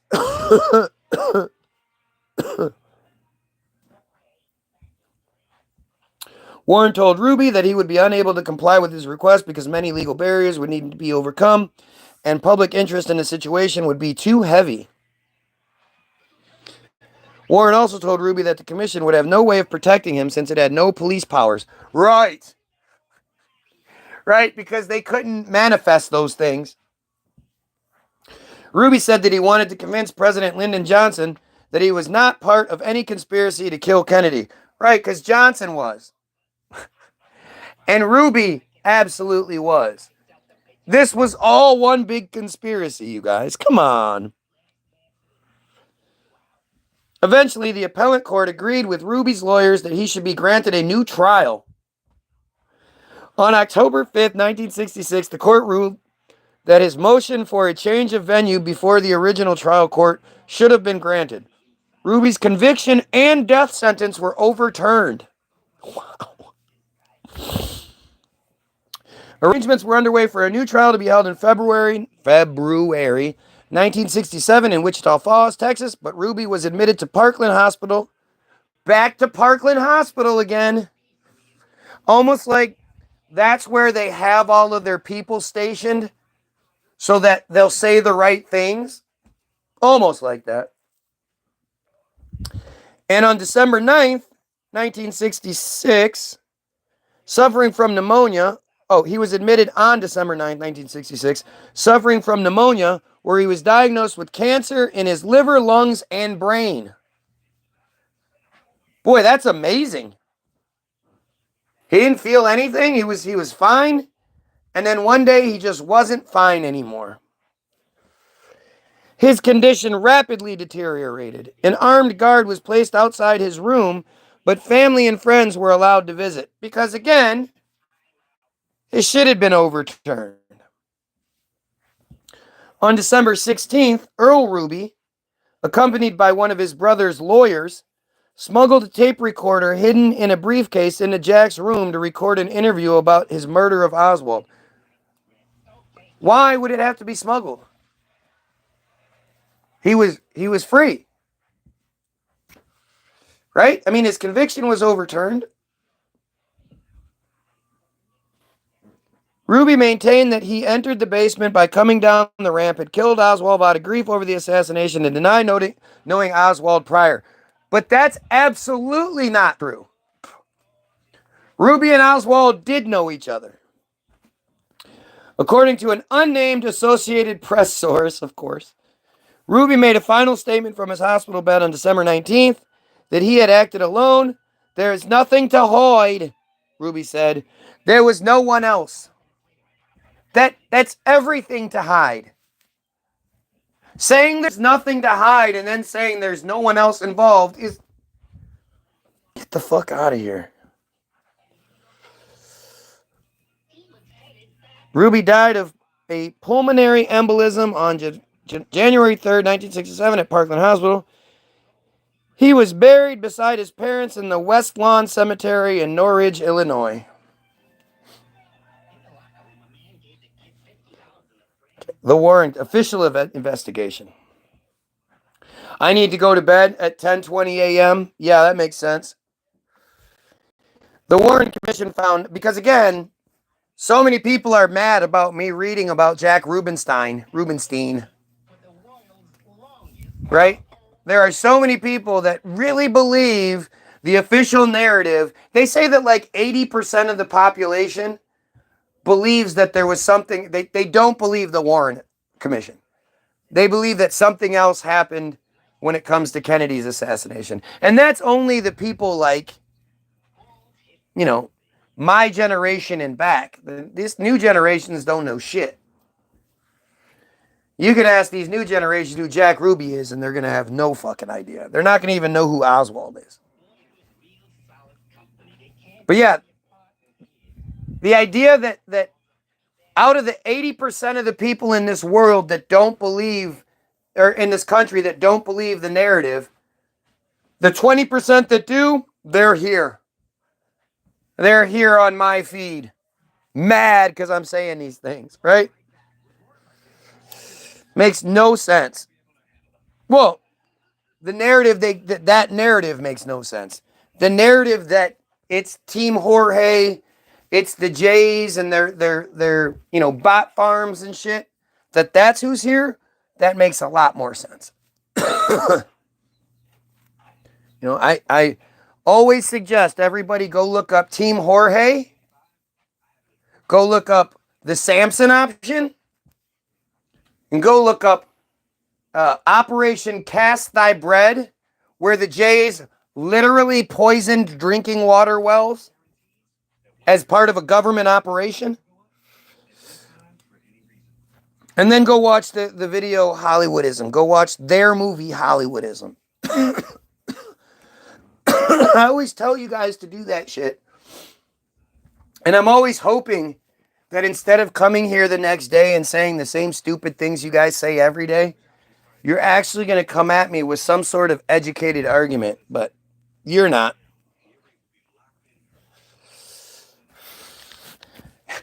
You're so stupid you believe Trump's going to declassify the fucking Kennedy thing.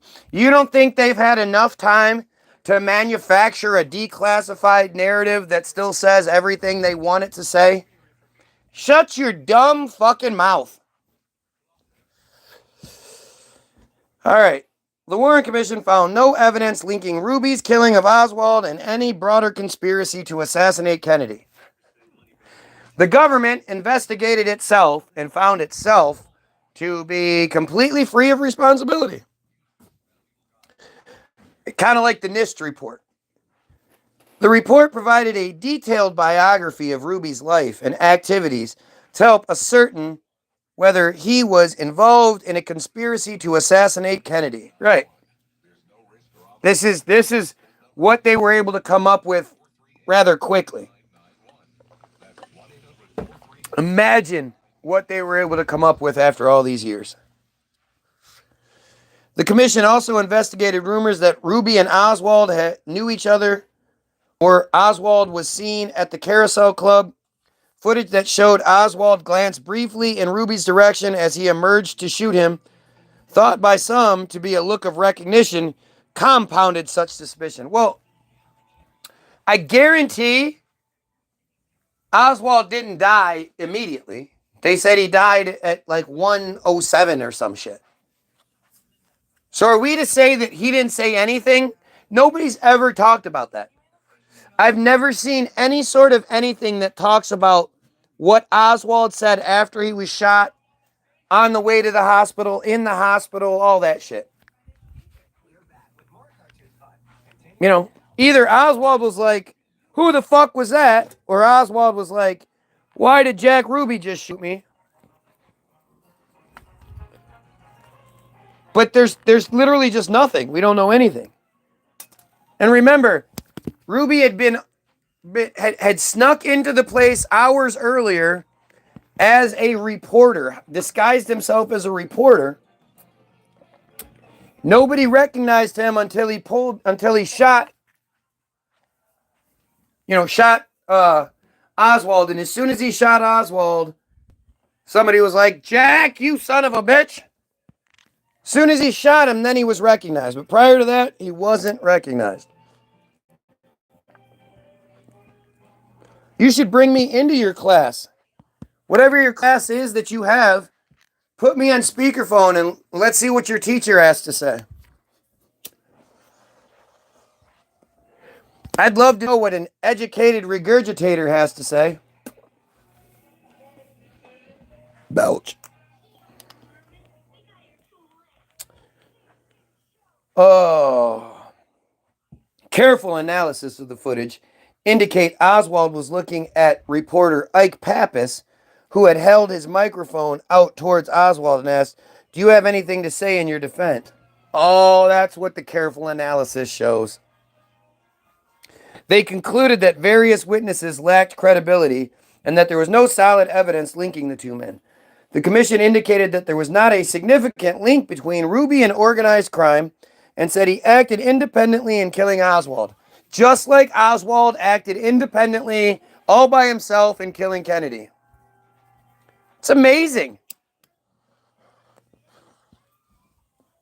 It's amazing. And it's the same commission that concludes all these things. And it's the same commission that is then elevated after this. I mean, Ford is given the presidency after this.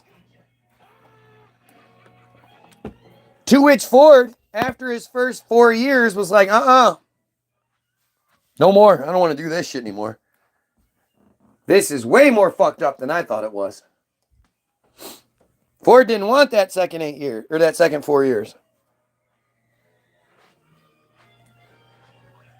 The commission indicated that, the Warren Commission noted testimony indicating Ruby entered the basement of the headquarters just as Oswald was being transferred, and that his shooting of Oswald was a spontaneous, unplanned act. Okay, so I'm going to come back. I'm going to go back up here.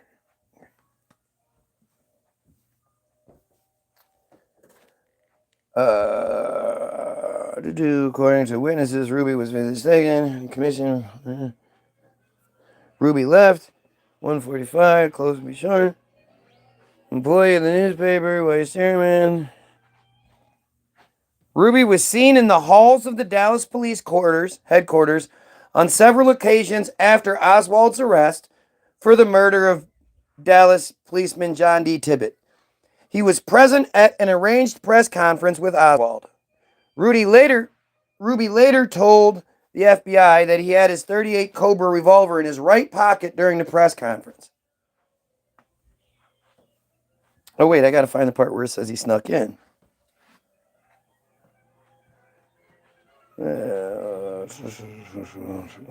Where does it say that?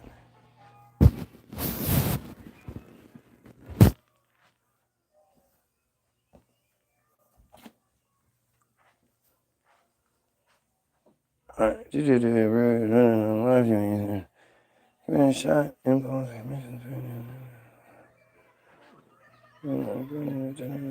number of ballots shows which well.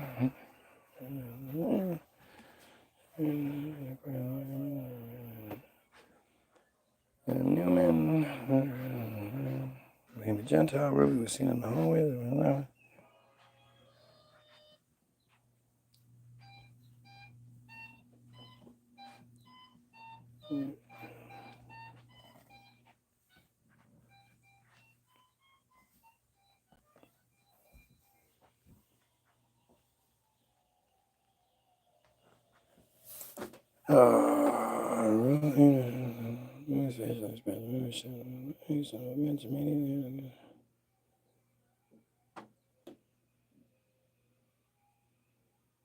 Where the fuck is it?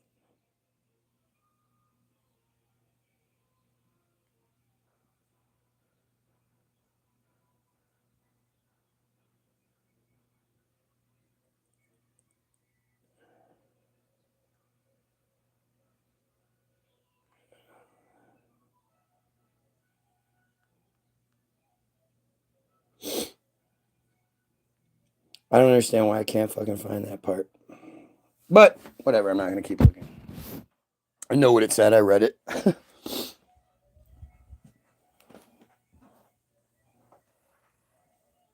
All right, so where are we here?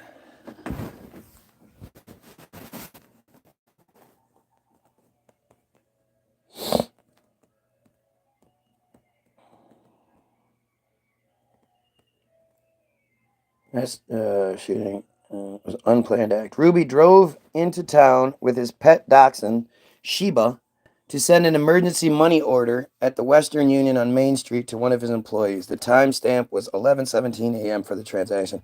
Ruby then walked half a block to the Dallas Police headquarters, where he made his way to the basement. Right, again, he disguised himself as a reporter, it said.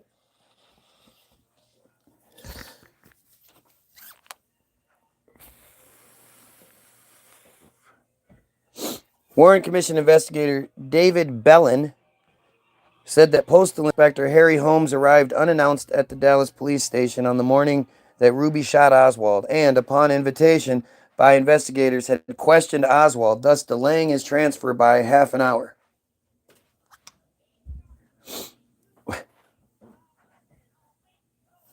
Okay, the Postal Inspector arrived and questioned Oswald? Why the fuck would the Postal Inspector be questioning Oswald? David Bellin. David Bellin, born June 20th, 1928, died January 17th, 1999, was an attorney for the Warren Commission and the Rockefeller Commission. Bellin was a partner in a Des Moines, Iowa law firm, and with former NBC News president Michael Gartner, was co-owner of the Tribune in Ames, Iowa. Early life. Bellin was born in Washington, D.C. and raised in Sioux City, Iowa. That's it. That's it. That's all.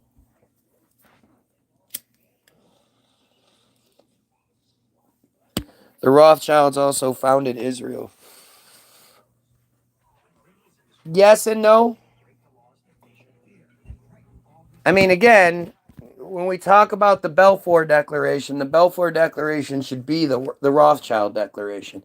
It was their idea, but they had been talking about it. What people don't understand is they originally planned on putting Israel in Uganda. I don't think they could have done it. I mean, how could they have, instead of having all the religious significance behind it and knowing the divide, like if a bunch of Jays went down to Uganda and just started slaughtering people and making this is our home now, we would have a big problem with it, especially in that time in the United States. So, but yeah, the original plan for Israel was Uganda. It was Ben Gurion, not Rothschild. Ben Gurion was an employee, you dumb shit. Don't be stupid. Come on. Don't be stupid. Don't fall for any of these characters they give us. The real players are the people we don't know their names. Or if we read their names, they're not even in blue. But the characters they give us, the Ben Gurions and all that shit, that's just for show. That's just for show.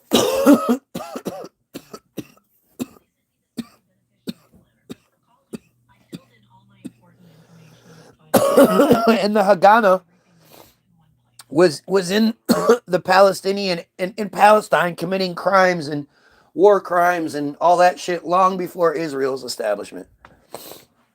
The Haganah was established in the 20s or some shit.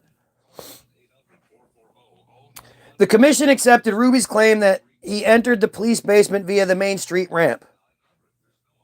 Never mind all the evidence to the contrary. Author Norman Mailer and others have questioned why Ruby would have left his beloved dog in the car if his killing of Oswald had been planned. Because he thought he was going to get away? I don't know. or to make that statement so people could say that, you know, or because he just didn't care. I don't know.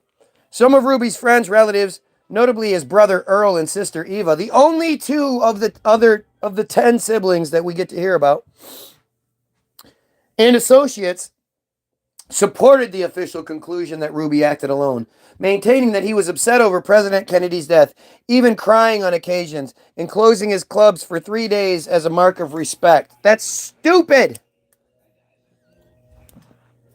He wouldn't have closed his clubs for planning purposes, right?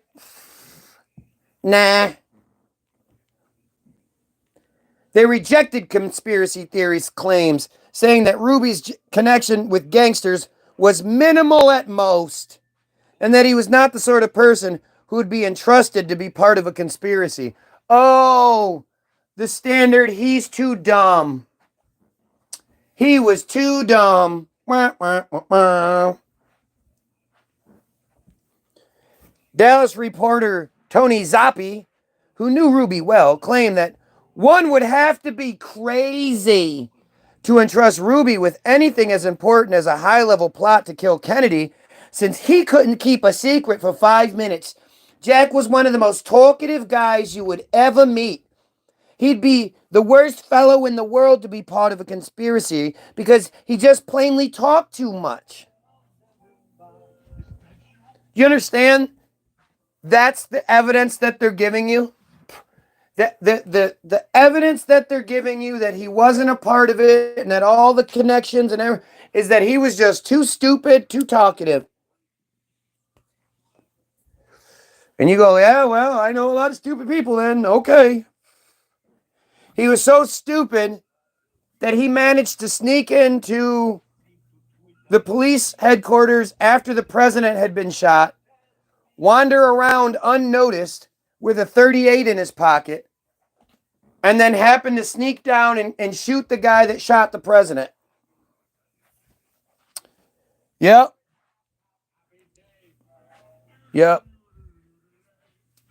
Dallas report, blah, blah. Jack was on a... He and others described Ruby as the sort who enjoyed being the center of attention, trying to make friends with people and be more of a nuisance. Wait, I thought he was this big asshole with this short temper who was crazy. See what I mean?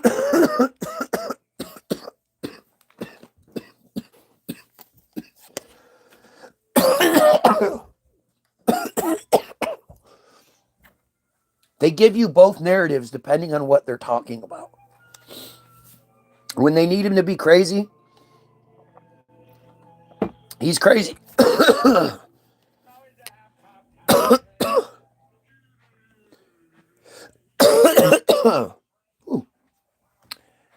Some writers, including former Los Angeles District Attorney Vincent Bugliosi, dismissed Ruby's connections to organized crime as being highly minimal. Now, first we're reading like the official thing, right? And just like with like that guy that I showed you guys yesterday that was talking about how Israel, this, that, and the other thing, but it's not a J conspiracy. How everything that points to the J conspiracy is like factual shit. And there was this, and then there's this, and there's this, and this, and this. But then when it comes down to, is there a J conspiracy? It's like, oh, come on, really? Oh, well, you know, come on. It immediately turns into, you know, opinion and more like pressure. You know, you're crazy. You'd have to be crazy to think that way. Just listen to how they do this. And then when I read you the other side, notice how many like direct examples and direct things will be pointed out that don't get talked about. It's very, it was highly minimal, right? It is very noteworthy that without exception, not one of these conspiracy theorists knew or had ever met Jack Ruby. Without our even resorting to his family and roommate, all of whom think the suggestion of Ruby being connected to the mob is ridiculous. Those who knew him unanimously and without exception think the notion of his being connected to the mafia and then killing Oswald for them is nothing short of laughable. Again, you didn't know him personally. So because you didn't know him personally, how can you make these connections? All of the people that knew him personally, well, they say it, so. Think about this. Bill Alexander, who prosecuted Ruby for Oswald's murder, equally rejected any suggestions that Ruby was involved with organized crime, claiming the conspiracy theorists based it on the claim that A knew B and Ruby knew B back in the 1950. So he must have known A, and that must be the link to the conspiracy. Like that's so not how it's presented, and you guys will see it. We'll see. Well, we'll just see what it says here.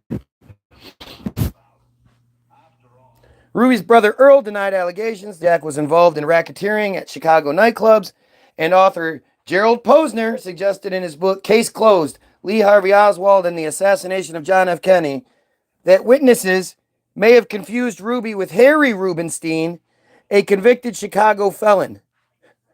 That's what it is. People were like, oh, I'm mixing up Jack Ruby and Harry Rubenstein. Zappi was also dismissive of mob ties and described Ruby as a born loser. Right? See how this works? Okay, so other investigations and dissenting theories. I'm assuming this is the conspiracy theories they're talking about. Many critics have not accepted the conclusions of the Warren Commission and have proposed several other theories, particularly regarding Ruby's role in Oswald's death. So let's see how laughable and crazy all this is.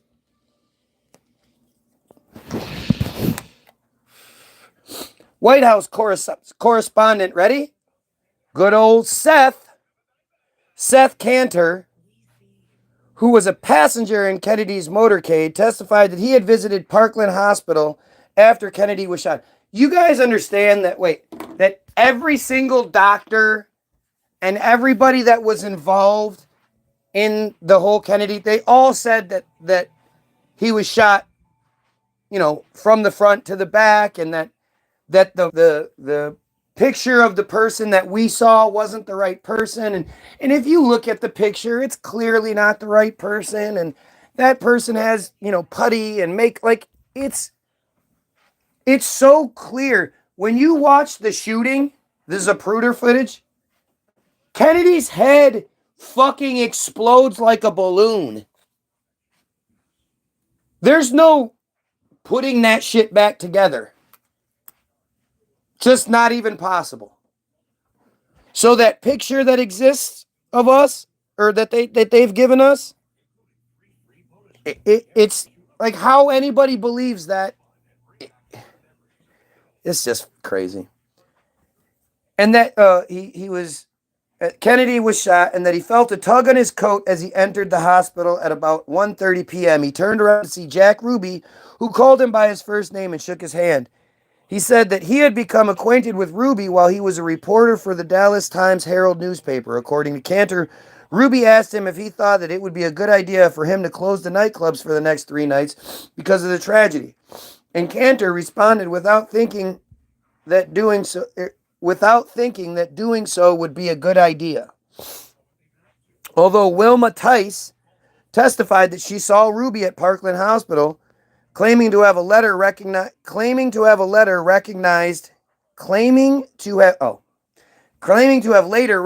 his picture, and that she saw a man who possibly may have been Cantor call him Jack.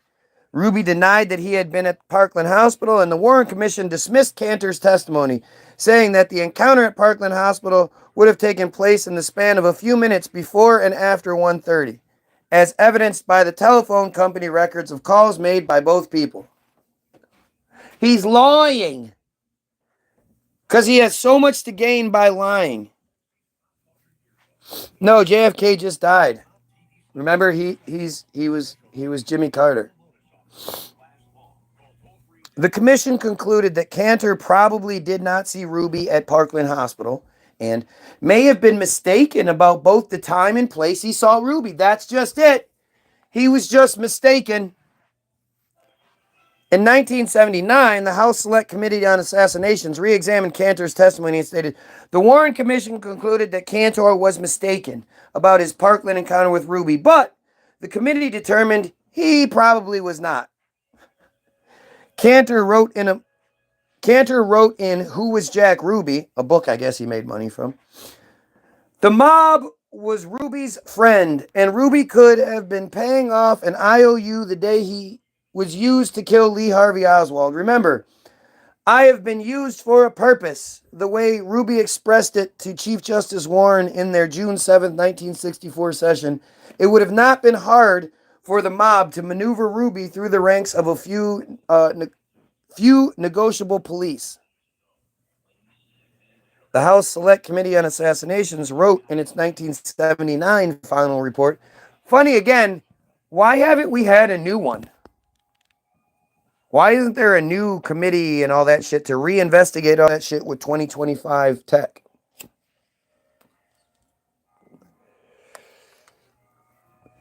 Ruby's shooting of Oswald was not a spontaneous act, and that it involved at least some premeditation, clearly.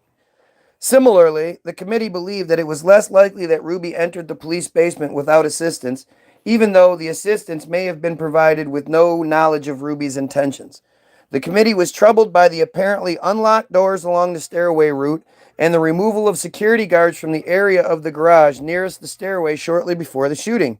There is also evidence that Dallas Police Department withheld relevant information from the Warren Commission concerning Ruby's entry into the scene and Oswald's transfer. If you there's a movie I saw it, I don't know what it's called, but it breaks down the footage that you see, and that there's actually marks on the floor where, you know how when they, like, how on stage and how in movies and shit they have their floor markers. Well, those marks are on the floor in the footage if you look really closely, which is probably, again, why it hasn't been re-examined. But there are marks on the floor, and you can see that the guy in the white hat, the police chief or whatever he is, he actually motions for Ruby to come. He does like this with his hand a little bit. And they're all standing on marks, or they're all just happen to be standing on marks on the floor that just happen to be there. But there's not a lot of marks elsewhere, so it is kind of strange.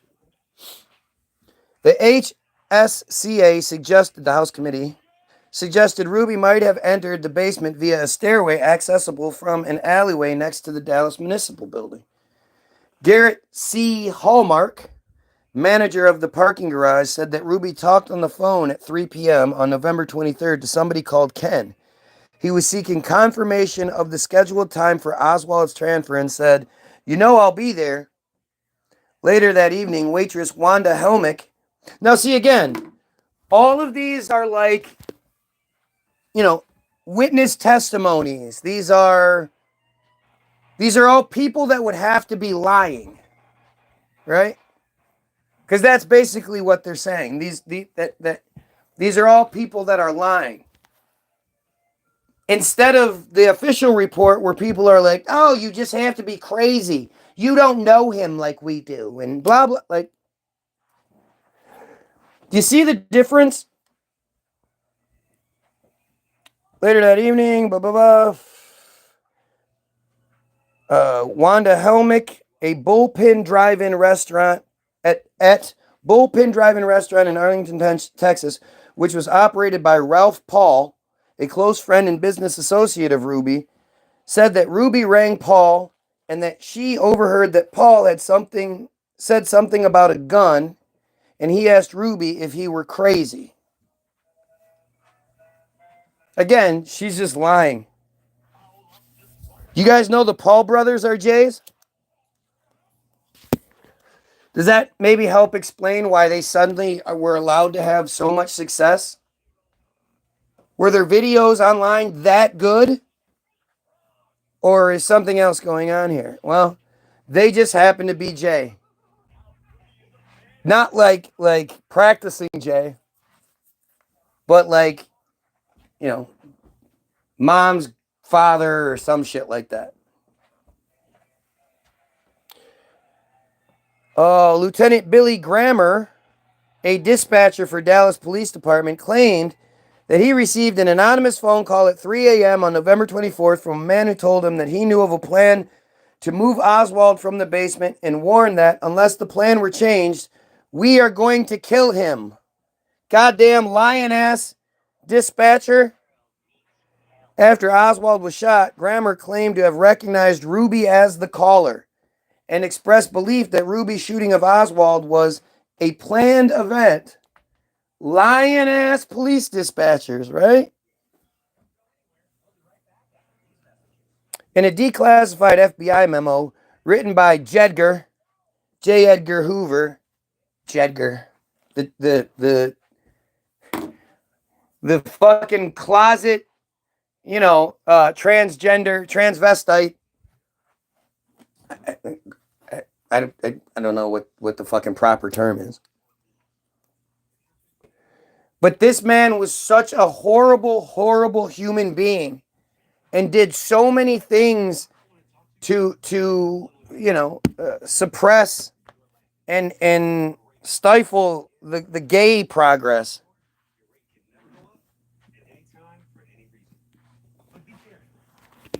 And yet he was this closet homosexual, transgender, cross-dresser, whatever the word. That's who J. Edgar Hoover was. It's crazy. And it just shows you, like, all of these people are like that. J. Edgar Hoover had dirt on everyone, which is why no one spoke out against him. And it's crazy to think, like, all these people have so much dirt on them. They've done so many bad things that they can be threatened and controlled. Like, there's literally nothing you could do. I don't care. They've tried. Understand that they've tried. The system, Team Jorge, with all of their resources and technology, they've tried everything they could to find some dirt on me. So they can bring it up and try to ad hominem things to death. And yet, after all this time and all that effort, they can't find anything on me because I'm not that kind of person. I'm not the type to do horrible things. My wife, our neighbors, one of our neighbors, the wife, they're elderly. The wife is, she's just got a whole bunch of health problems. She's in the hospital. She's got RSV and blah, blah, and this and that. She's got all kinds of shit wrong with her. She just went to the hospital a couple weeks ago.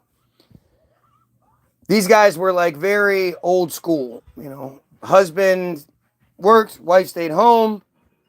Husband was delivering pizzas and shit to supplement their income. And he was involved in a crash and totaled the car.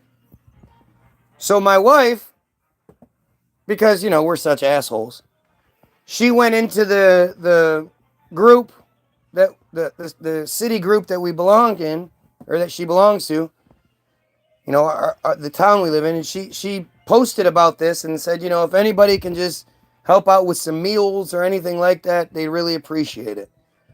And we got inundated with stuff, inundated with food and all kinds of shit. Well, some of these people gave envelopes. And in one of the envelopes, I held it up and I could see there's $50 in there. We are so fucking poor. You don't think I could use that $50? You don't think I could justify it to myself? Like, well, she did do all the work and all this food is helping and, we don't have to give them the $50. I could easily justify it to myself, but I'm just not that kind of person. You're not going to find those stories about me. They just don't exist anywhere because that's just not who I am. It's not about karma. It's not about, you know, do unto others. It's not about anything like that. I believe you do the right thing regardless of the outcome. You do the right thing. It doesn't matter if you're going to benefit from it. Doesn't matter if you're going to, you know, it's going to negatively affect you. You do the right thing no matter what. And the right thing is to give the people the money that the other people gave to go to them. Those people didn't give that money to go to us. I used to work for a valet company. And the owner of it would always take tips. And you know, the people, when they would find out, they would be pissed. They'd be like, look, I didn't give you this tip because you did a good job so you could give it to the owner. And I'd be like, I know.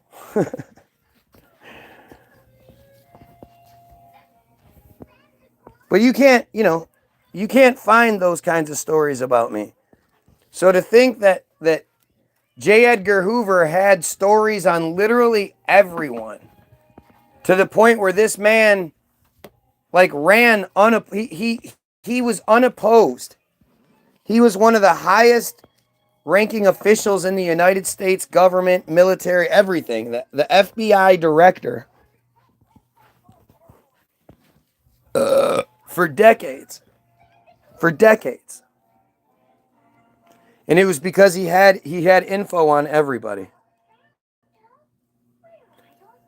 Really goes to show you how fucked up all these people are. You know, I'm not saying that I've only done good things in my life. But I you know, anything that I have done that's bad or wrong or whatever, I own it. I don't have any, like, I've never done anything that I can be ashamed of and would be ashamed of to this day. You know, a lot of things you can chalk up to just stupidity or how you were raised or whatever. But shit like fucking with children, shit like stealing things. Well, I used to steal all the time. I do it. But I got in trouble for that. You know?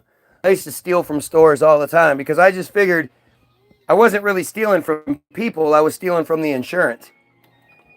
Because everything was just covered by insurance. I was stupid. Can I say I didn't know any better?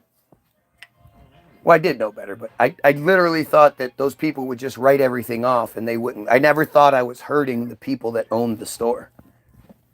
I thought I was, you know, those fucking insurance companies. Anyway.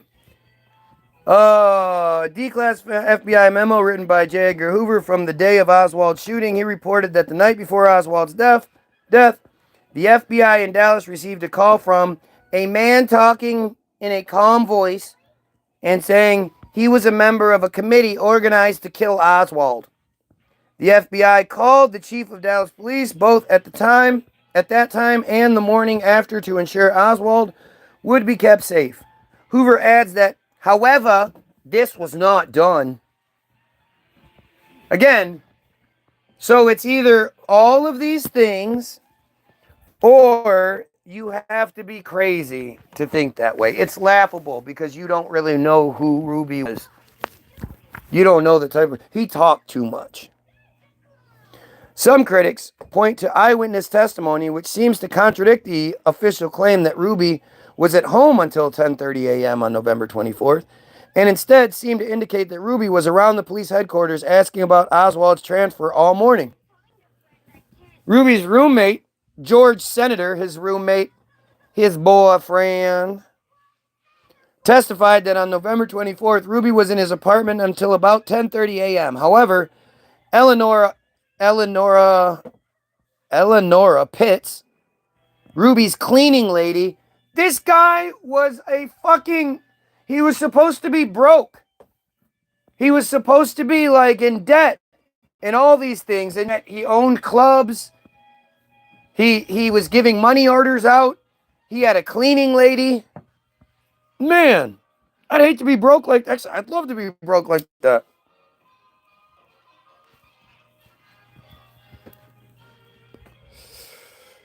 God, that's crazy. Phoned between 8:30 and 9 a.m. to check if it was all right for her to do her usual Sunday morning cleaning for Ruby, which she had been doing for several weeks. The man who answered claimed to be Ruby but did not sound like him, did not recognize Pitts, and had no knowledge of Sunday cleaning arrangements she had with Ruby. So she's lying. Ruby's roommate is lying. The dispatcher is lying. The parking guy is lying. All these people are lying. Johnny Smith of WBAP TV was in a TV truck outside the headquarters that morning and said he saw a man twice between 8 a.m. and 10 a.m. The man came to the truck to inquire about Oswald's transfer. Smith said that he recognized the man as Ruby from a picture in the paper, though he said he could not recognize him from a mugshot. Must be lying. WBAP cameraman Ira Walker testified that a man came up to his TV truck just after 10:30 a.m. and inquired about Oswald's transfer.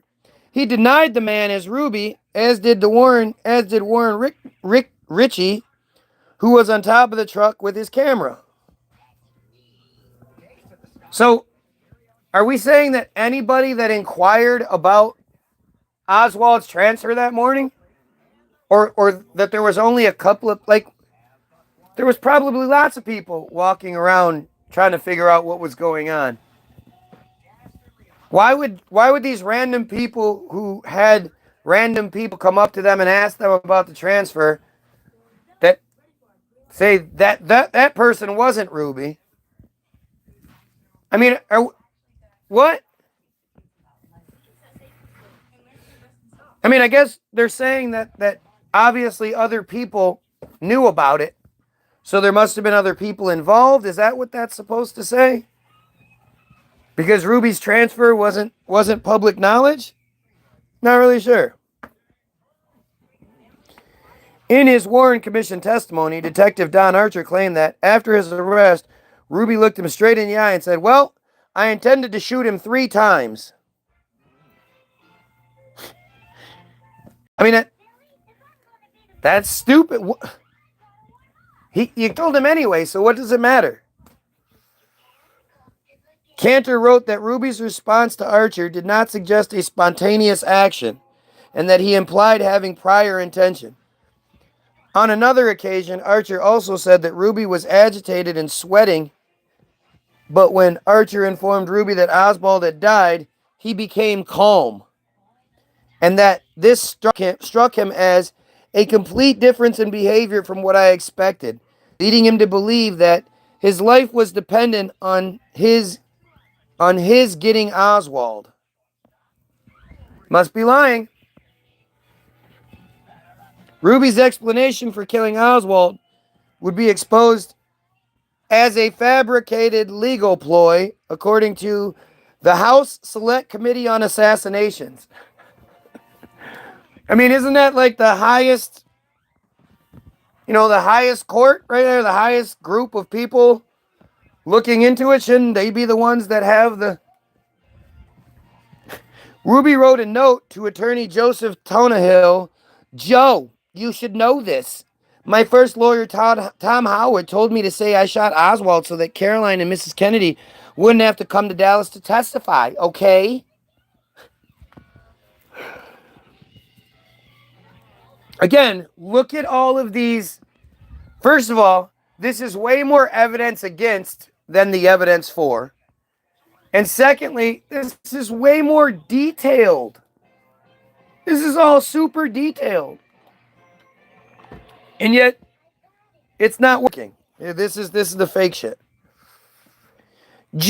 Robert Blakely, who was chief counsel for the House Select Committee on Assassinations from 77 to 79, said, "The most plausible explanation for the murder of Oswald by Jack Ruby was that Ruby had stalked him on behalf of organized crime, trying to reach him on at least 3 occasions in the 48 hours before he silenced him."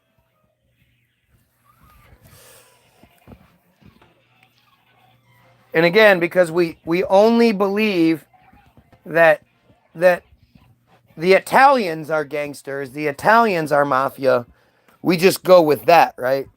Because we've been so fucking racist programmed by Hollywoodism.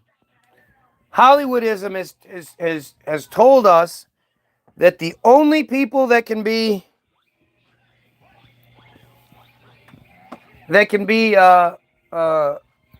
gangster mafioso are Italians. Big dumb Italians, mean Italians. Most of them dumb though. Isn't it amazing how that works? Gotta have these crack blunts, actually. No crack pipe today, just crack blunts. Well, no crack pipe right now. Because again, this random person is mad at me for talking about the JFK assassination, right? Gotta love how that always works out. Russell Moore, an acquaintance of Ruby, testified to the commission that Ruby expressed no bitterness towards Oswald and called him a good-looking guy, comparing him to actor Paul Newman. Announcer Glenn Duncan also said Ruby described Oswald as a fairly nice-looking kid, comparing him to Newman. When? Where? Author David Sheem writes that while some described Ruby as upset over the weekend of the assassination, others said that he was not. TV newsman Vic Robertson Jr. saw Ruby at police headquarters on Friday night and said that he appeared to be anything but under stress or strain. He seemed happy, jovial, and was joking and laughing. Duncan also said that Ruby was not grieving and seemed happy that evidence was piling up against Oswald. Why was he hanging out at police headquarters? Just the idea that he was at police headquarters. And then somehow nobody noticed him. Sheem also suggests that Ruby made a candid confession when giving testimony to the Warren Commission. During his testimony, Ruby teared up when talking about a Saturday morning eulogy for Kennedy, but after composing himself, inexplicably said, "I must be a great actor. I can tell you that." Ruby also remarked that they didn't ask me another question. If I loved the president so much, why wasn't I at the parade? It's a good fucking question. Referring to the presidential motorcade.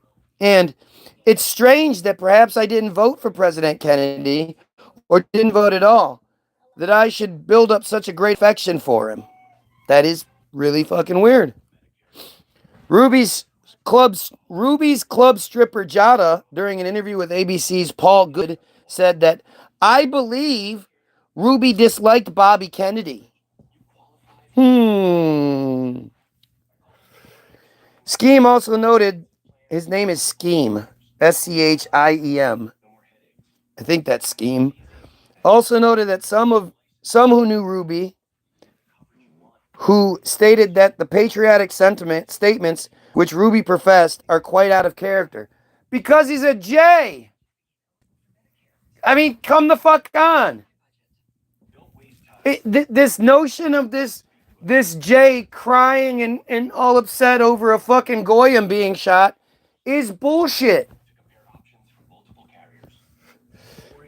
Ruby's gambling business partner, he has a gambling business, but he's not associated with the mob.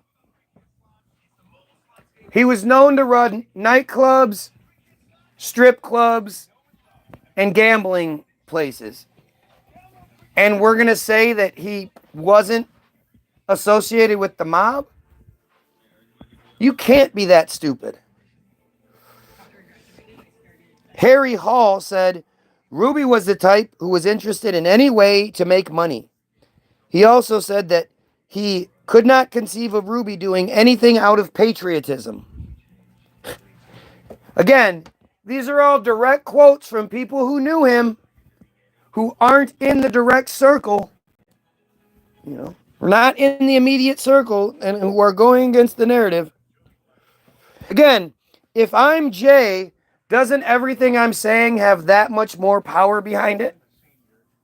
if I come from that cult and I escape the cult and I now try everything I can to expose the cult and talk shit about the cult, doesn't it make everything I'm saying more powerful, you dumb fuck? Jack Kelly had known Ruby since 1943, and he scoffed at the idea of a patriotic motive and felt that Ruby would have killed Oswald for publicity or money. Ruby's friend Paul Jones, who said that he doubted that Ruby would have become emotionally upset and killed Oswald on the spur of the moment, he felt Ruby would have done it for the money. Ruby's lawyers, led by Sam Houston Clinton, appealed to the Texas Court of Criminal Appeals after his 1964 conviction, the highest criminal court in Texas. Ruby's lawyers argued that he could not have received a fair trial in Dallas because of the excessive publicity surrounding the case. Where the fuck would he have been able to go to trial and it would have been any different? Come on now. Don't mess with Texas.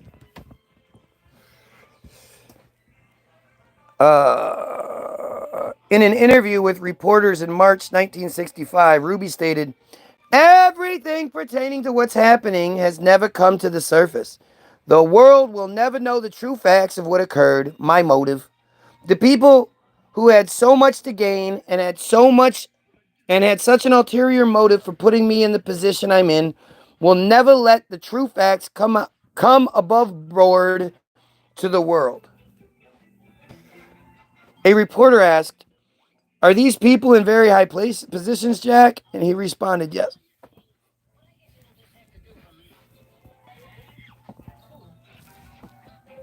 He acted alone, right? He literally says, everything pertaining to what's happening has never come to the surface. The world will never know the true facts of what occurred, my motive. The people who had so much to gain and had such an ulterior motive for putting me in the position I'm in will never let the true facts come above board to the world.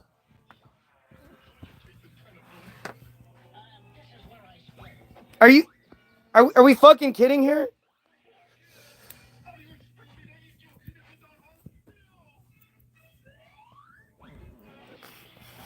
He died roughly a year later from super cancer.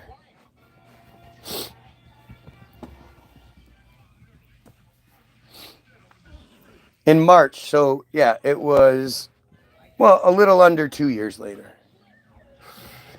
Cantor speculated in 1978 that the Davis that Ruby mentioned to Tom Howard might have been Thomas Eli Davis, a CIA-connected mercenary whose name is in red, so you can't look it up. Dallas Deputy Sheriff Al Maddox claimed, "Ruby told me," he said, "well, they injected me for a cold. He said it was cancer cells. That's what he told me Ruby did. I said, you don't believe that bullshit." He said, "I damn sure do. One day, when I started to leave, Ruby shook hands with me, and I could feel a piece of paper in his palm. It was a note in which Ruby claimed that he was part of a conspiracy and that his role was to silence Oswald.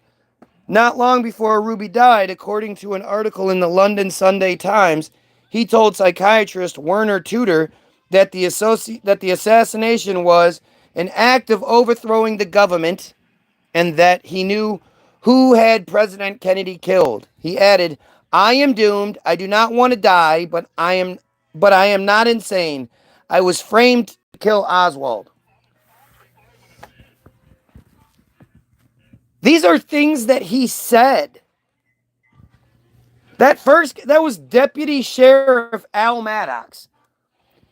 The deputy sheriff was lying when he said that Ruby claimed that he was injected with cancer cells.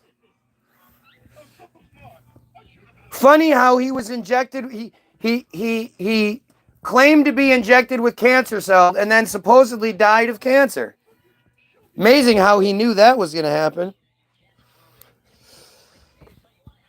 On March 11th, 1959, FBI agent Charles W. Flynn of the Dallas office approached Ruby to become a federal informant due to his job as a nightclub operator, since he might have knowledge of the criminal element in Dallas.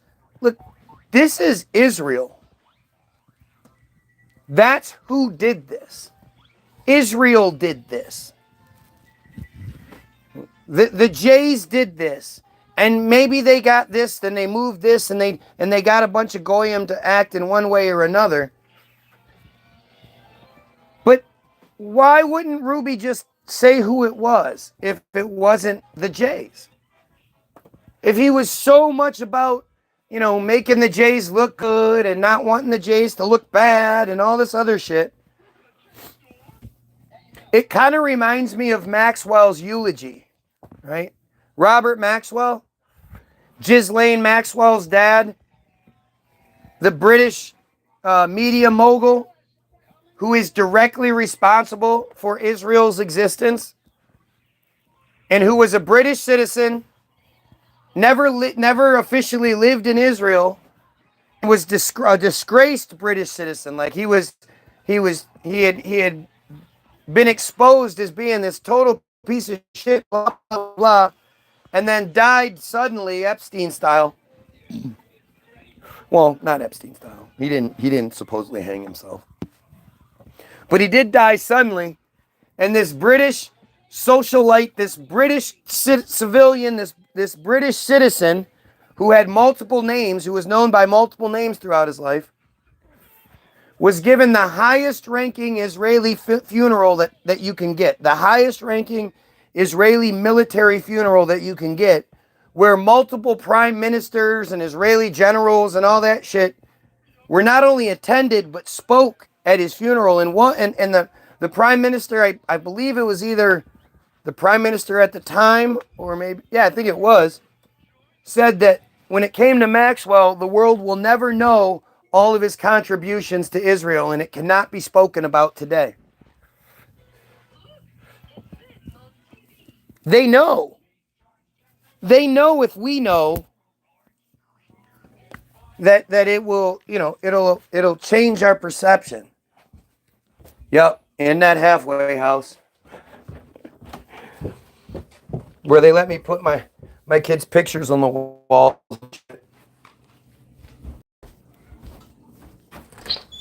What are you doing, Nimrod? I told you I was gonna need help. I know, but you couldn't. I'm supposed to know when you get home. Twice. Obviously, I didn't hear you. You love playing this game so you can be mad at me. I'm not mad at you. You help.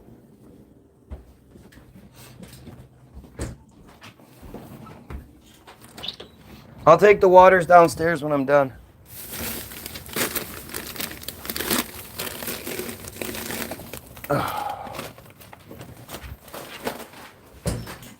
Oh yeah, our halfway house, it lets us, we gotta buy these groceries and shit like that. It's okay, all the other people, they don't mind. All the other people in our halfway house. Think about that, right?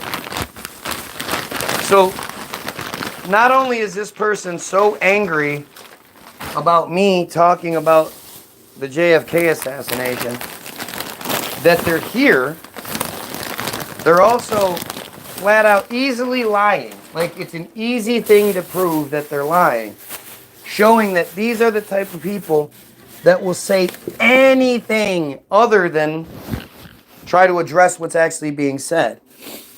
And as I keep asking you guys, who is going to be mad at me for this? Who is going to be upset at me for talking about the Kennedy assassination and attaching it to Israel? Does that make sense to anyone? Like, it's this kind of shit where, again, it's not like they're going to come out, come on here and they're going to send me like some official documentation, and I can be like, look, they sent me something that says, yes, Team Jorge is attacking your page because you terrify. You think anything is I'm gonna end up with that kind of, somebody's gonna send me that letter with the official government stamp, so then you can be like, oh, it must be true then. It's not how it works. You have to be smarter then. You have to be able to look at this and go, does this make sense? Does it make sense that anybody would be in here talking shit other than the dumb Jays? I mean, seriously, why can't they do a better job? And this is, I say this all the time, like, you guys have to see, this is, I take the time to point this shit out because this is evidence. This is evidence to back up what I'm saying. I other than reading guys the official reports, which for some reason doesn't seem to count as evidence, other than reading to you what they want us to know, I really don't know what else I can do. I mean, I don't blame you. I should want evidence for these things I'm saying. You should want evidence for whatever bullshit you claim you believe.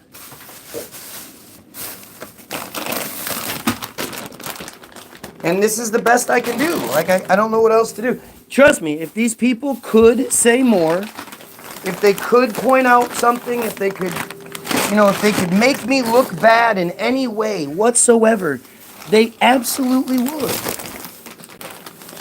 That's what they're here for to begin with. They're here to troll. They're here to interfere and make me look bad. So if they could come at me with anything, they absolutely would. Who wants to look stupid all the time? If your stated purpose is to troll, to interfere, who's going to want to go somewhere, get their shit kicked in over and over? Either way. No, I'm going to use them. Sweetheart, that's bad. Huh? Yeah, good luck.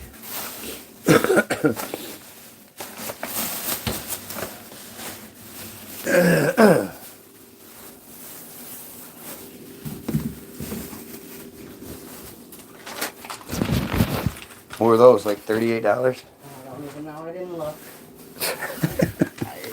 Sometimes you just don't look.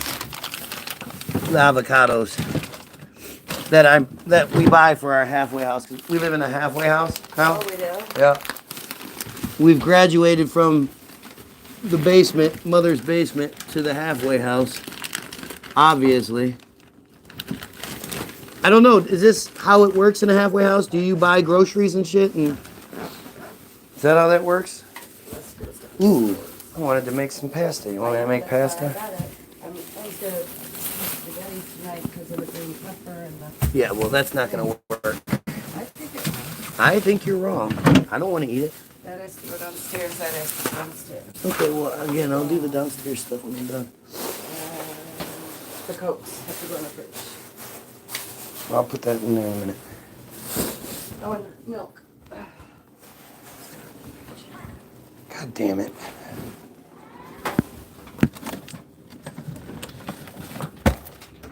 Oy vey. Gosh, Vega.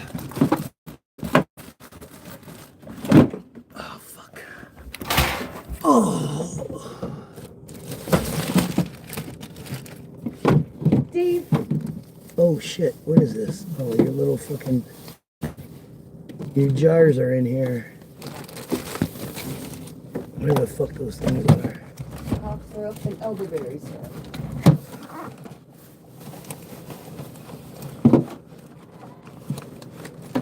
The elder the berry, the sweeter the juice. Here, these have to go up top. Okay, well, I'm going to redo the top when I'm done, because it needs to be redone. All right. No. Definitely priorities, baby, priorities. All right. On March 11th, 1959. Oh, we did this. Ruby was willing to become an informant and was contacted by the FBI 8 times between March 11th, 1959 and October 2nd, 1959. You're kidding me, right? I mean, like, how does this make sense, right? How does this make sense?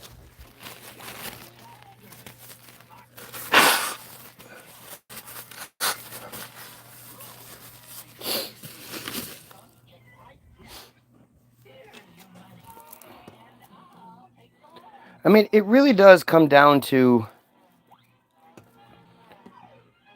where you are in your journey. Are you at the place where you still need to be told everything? Or are you at a place where you can just be shown things and then you can decide for yourself? And I mean, I beg you, if you believe this narrative, instead of doing the standard, stereotypical, stupid, crybaby, I hate you so much, I watch you every day thing. Tell me what it is. Tell me what thing I'm missing. Why do you believe the narrative? And that seems like a question that's not answered or asked enough. There'll be all this, oh, you're a conspiracy, you really conspiracy, you conspiracy, and then the conspiracy person sits there and tries to say, oh, well, yeah, 9/11, clearly, look at it, look at it, look. But you never ask them, well, why do you believe it? And like something like 9/11, they'll be like, well, I saw it on TV. And it's easy, you just go, oh, so you believe everything you see on TV? Well, blah, blah, and then you can go, okay, well, do you understand that there are multiple eyewitness accounts that say there was no plane? What are you talking about? It just exploded. There was a bomb. There was a bomb in the building. No plane hit. No. I was there. I watched it. I saw the whole thing. I actually had a guy who used to come on my live feed, on my Facebook page. It was a really weird sort of story. So, oh, what the fuck was that guy's name? He was Puerto Rican. Oh, what the fuck was his name? Well, he was this guy who said that he was, he lived in New York, and he said that he was there on 9/11. And that he was actually him and his sister worked in the buildings the day they were hit. And he said he'd had a real hard time since then. And he was a way fucking drugged out smackhead. But he had been watching me for a while. And he wanted to tell his thing, his piece. So I bring him on the live, and he's like junked out, like he is this the whole time. But he says that the first building exploded, and they all were being evacuated, and as they were leaving, he went and got his sister, and they were standing out in front, about to go back in, when suddenly the second building exploded, and shit was raining down, and he said, they ran inside, and said it was terrifying, blah blah blah. But he said, yeah, there was no plane. I never heard a plane. I never saw a plane. And according to the reports, there was only one eyewitness that said they both saw and heard a plane hit the building. There were some people that said they heard the plane, but they didn't see it. There were some people that said they saw it, but they didn't hear it. But that guy ends up saying, you know, I saw he actually disappears for a long time, like a year or two after that interview. And, you know, wondered what happened to him. And then one day he sort of came back around, and we started talking again. And I you know, I asked him, like, what the hell? He said, oh, you know, I saw that video of myself with you, and I just looked like such shit that I went into rehab right away. And, you know, now he had come out of rehab, and all he ever did was, it was like a fake profile. Like he would post some goofy pictures, but he never again ever talked about conspiracy shit. And he only, like, he was like turned into this whore. He's a decent looking guy, but he would post all kinds of stupid shit about, you know, broads and just really weird shit. But he completely 180. You know, eventually I kept calling him out because he would post pictures and his eyes would be pinned, and I'd be like, hey, your eyes are all pinned. Oh, I thought what's happening, blah blah blah. But weird how someone like that just disappears. And you know, you have to wonder, like, nobody talks about where Trump went. Trump disappeared. Once Trump gave up on the you know, on the election that he lost, he just disappeared. He wasn't in the public eye for a very long time, and nobody talks about it. Just like nobody talks about where Melania went and who that fucking Melania we see now is. I haven't seen or heard anything about Melania. First lady shit. No. You know, the woman that had the jacket on that said, I don't really care to you, and then disappeared. Shh, we don't talk about that. So it's really interesting. So the official Warren Report story is basically like, come on. Ruby was too dumb. Ruby talked too much. Ruby, like, you'd have to be crazy. It's laughable to think that Ruby was involved. Blah, blah, blah, blah, blah. Now you look at the other side, and it's just quote after quote after quote after thing after person lying. The sheriff is lying. Dispatcher is lying. All these people had to be lying for the conspiracy thing to not be true. Ruby said he said he knew he was injected with cancer cells.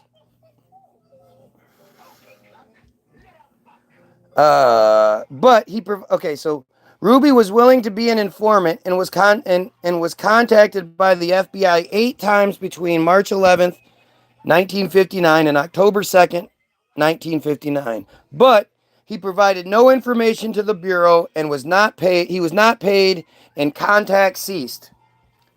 That makes so much sense, doesn't it? Scheme theorized that mafia leaders Carlos Marcello and Santo Trafficante Jr.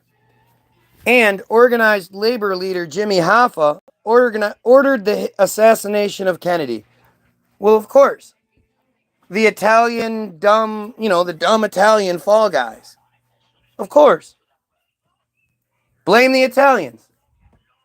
Whenever it comes to mafia stuff, they've already programmed us to believe that the Italians are the gangsters. And even back then, it wasn't, it was still very prominent, no doubt. But they hadn't yet had The Godfather. They hadn't yet had Casino. They hadn't yet had Goodfellas. The fascination with those movies is just, it's disgusting. It's disgusting. Especially Godfather. Godfather needs to be canceled immediately. It needs to be exposed. You have 30-year-old Al Pacino playing 25-year-old Michael Corleone, who has a sex scene with 14 or 15-year-old Simonetta, something or other, pretending to be maybe 17. So even in the movie, they're saying a 25-year-old is marrying a 17-year-old. Which, you know, that's the premise of Dirty Dancing. The love affair between a 25-year-old and a 17-year-old.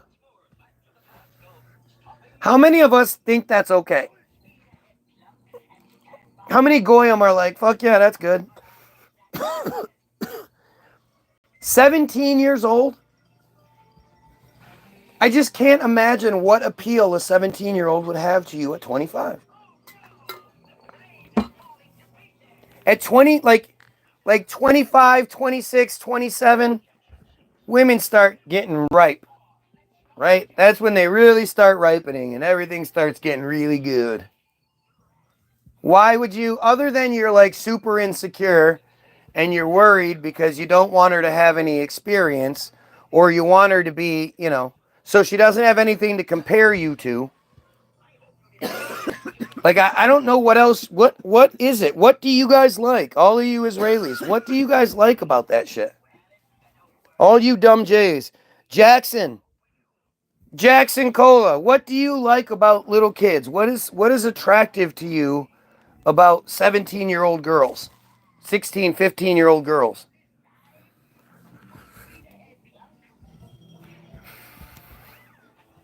Like, even if they have on a bunch of makeup and shit, don't they still look like kids to you?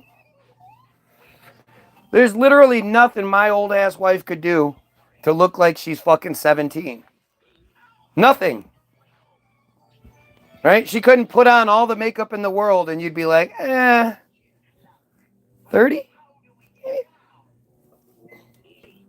That's what I like. I can't imagine her being like younger than me like that. Like, ugh. I can't even imagine if something happened to my wife and I was dating again. I mean, I'm sure I'd end up, you know, maybe banging a 20-something at some point, maybe. But I just have no desire. 20-somethings aren't like, how old was that blonde girl the other day? What did she say? 28. 28. I think she's 28. She was an attractive girl. I mean, she wasn't like you know, model attractive, but she's an attractive girl. Right, exactly. That was what I was just about to say. She started talking. As soon as she starts talking and like, and you're like, oh yeah, you're a kid. Oh, you're a kid. I keep forgetting about that. It's so weird. I don't understand how you guys can do that. How can you fucking do that? How do you guys do that? How do you find young children attractive? What is it Ugh. Ugh. It's just, I mean, even from not just the you know, the physical standpoint, how do you look at a kid and not think, okay, they need some guidance and some help, and how can I mother them, father them? Like, you know, that's what I see when I see, put your jacket on. Don't forget to why don't you have a coat on? Like, I'm not like, damn, them some titties, lay them titties. It's like, what do you got? You got your titties out. Put your coat on. You're freezing. What's wrong with you? You catch a cold. I don't believe you're going to catch a cold, but still. Scheme cited in particular a 25-fold increase in the number of out-of-state telephone calls from Jack Ruby to associates of these crime bosses in the months before the assassination. So, one of the things that was said on the other side, right, was that it was laughable and that his association with the mob was minimal at best, was highly minimal. Remember, they were saying all that stupid kind of shit. And yet, I can't, I mean, other than Billy, for, other purposes. When was the last time you talked to a mob boss? You called a mob boss? I haven't. Just Billy. Yeah. I was going to say, other than Billy. You don't have any outgoing phone calls to mob bosses? What about when you were working? If I met any, I had no idea that's what they were. Multiple phone calls to mob bosses? No. What about mobsters? How many mobsters do you talk? Not just bosses. I guess bosses is pretty selective. I don't know. You talk to mobsters on a regular basis? If they came into the Townsend Hotel. But I mean, do you on a regular basis No, with your witch group? I don't know any. That's weird. Huh. And you know what? We're in Detroit, where we're at least closer to it. Texas is pretty far away, so you would think somebody a Jay, born in Chicago, who owns and operates clubs that police frequent in Texas, is communicating with mob bosses in Chicago and New York. Huh. Guess that's just weird, huh? According to author Vincent Bugliosi, both the Warren Commission and the House Select Committee on Assassinations determined that all of these calls were related to Ruby seeking help from the American Guild of Variety Artists. How could they know? It really makes you wonder, like it happens all the time when you'll be watching like on YouTube, if you watch like crime documentaries and shit like that, or like JCS inspired, where they show interrogations and shit. You ever notice how when they play the 911 call, they always play the phone ringing? You ever notice that? It'll be ring, ring, and then 911. Well, how did they get that ring recorded? If the connection to the isn't made until the person picks up the phone, then why would the ring be recorded in the phone call? Unless they're recording all of our phone calls. Which, if you think that's impossible, you're pretty stupid. All of that exists in cyberspace. Cyberspace is unlimited. So the cyberspace file cabinet is unlimited. But think about that. Next time you're watching one of those documentaries or whatever, pay attention to that part. They always play the rings beforehand. They always play like, how do they get that? Am I missing something there? Does that not seem a little strange to everybody else? Like the recording should start when the dispatcher answers, correct? What? How would it be recorded coming in? It just seems strange. And of course, they knew that all the calls that Ruby made were about American Guild of Variety Artists and the matter concerning his two competitors. The House Select Committee on Assassinations report stated that most of Ruby's phone calls during the late 63 were related to his labor troubles. So, the idea of the American Guild of Variety Artists, that's not one of those standard like shell companies that mafias use to launder their money. No. It's a real committee. American Guild is an American entertainment union representing performers in variety entertainment, including circuses, Las Vegas showrooms, and cabarets, comedy showcases, dance venues, magic shows, theme park shows, and arena and auditorium extravaganzas. There is some overlap between the jurisdictions of AGVA and Actors Equity. So, So he's calling the club owner is calling the people that handle like actors and shit. What's up? My cousin Maria is an asshole. Yeah. Da. In light of the identity of some of the individuals with whom Ruby spoke, however, the possibility of other matters being discussed could not be dismissed. Again, how the fuck would they ever know that? How would they know what Ruby talked about during phone calls? Who was paying attention? This is just another Bible thing, you know? Who was writing all the conversations down? It's already there. You is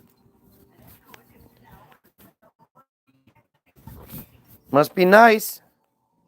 Must be fucking nice.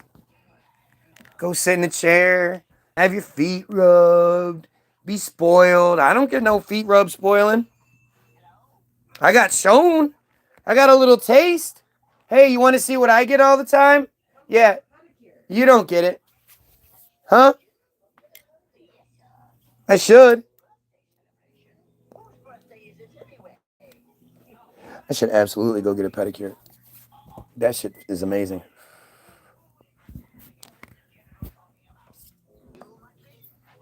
No. All right, no.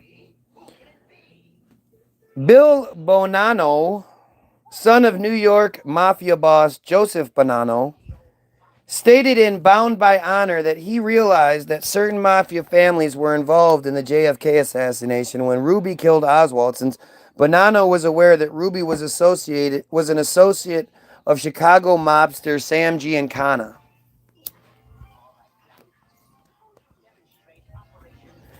Think about that. Why would the Jays and the mafia and the Italians be so associated? Associations with organized crime and gun running allegations. Some conspiracy theorists have suggested Ruby had links to organized crime. The House Select Committee on Assassinations undertook a similar investigation of Ruby in 1979, 15 years after the written report, and said that he had a significant number of associations and direct and indirect contacts with underworld figures and the Dallas criminal element, but that he was not a member of organized crime. In a memo dated to the day of Oswald's murder, J. Edgar Hoover, director of the FBI, wrote that we have no information on Ruby that is firm, although there are some rumors of underworld activity in Chicago.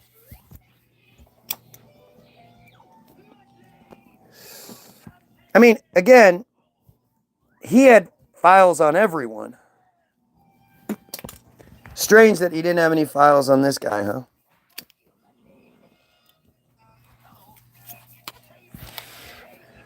Ruby was said to have been acquainted with the mafia. The HSCA said that Ruby had known Chicago mobster Sam Giancana and Joseph Campisi since 1947 and had been seen with them on many occasions. After an investigation of Joe Campisi, the HSCA found, while Campisi's technical characterization in federal law enforcement records as an organized crime member has ranged from definitive to suspected to negative, it is clear that he was an associate or friend of many Dallas-based organized crime members, particularly Joseph Savello, during the time he was the head of the Dallas organization. There was no indication that Campisi had engaged in any specific organized crime-related activities. Do you guys really think the mafia is just gone? They had all these organized crime outfits all over the country, and now they just don't because they're not on TV all the time?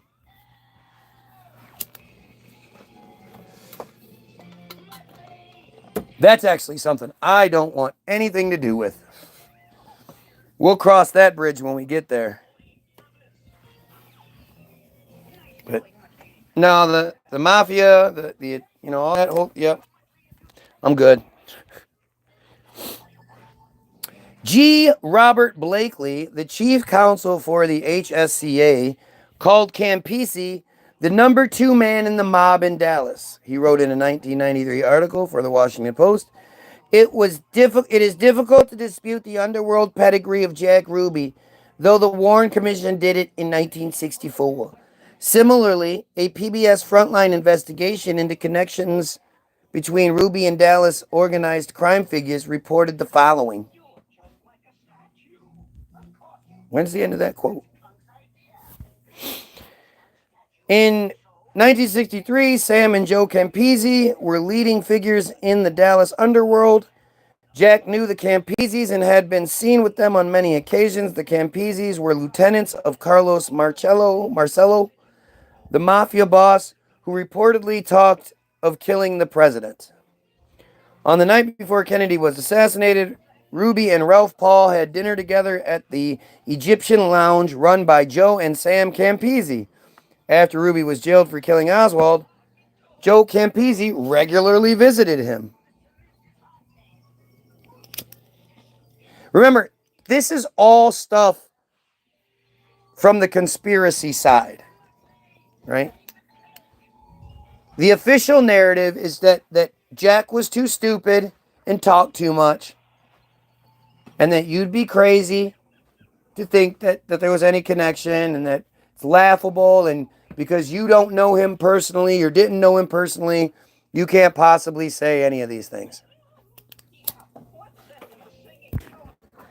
Now, this is all the conspiracy stuff, right? This is all supposed to be conspiracy theory bullshit.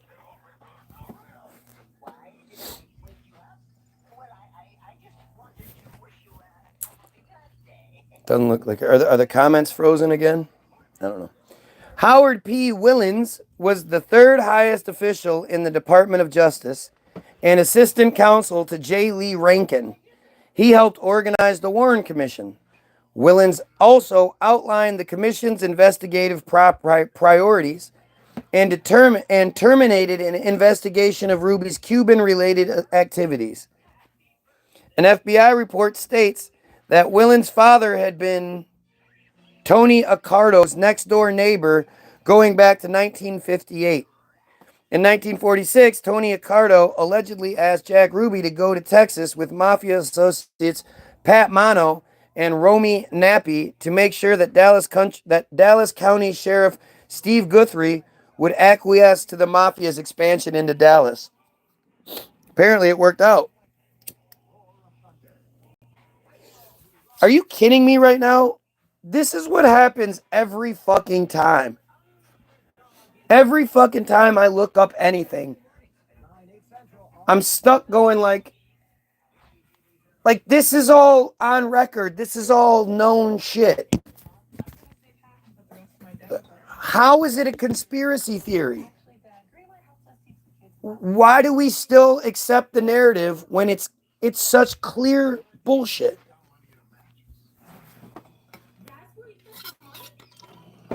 I mean, I just don't understand what's going on here. And I mean, I understand what's going on, like this part.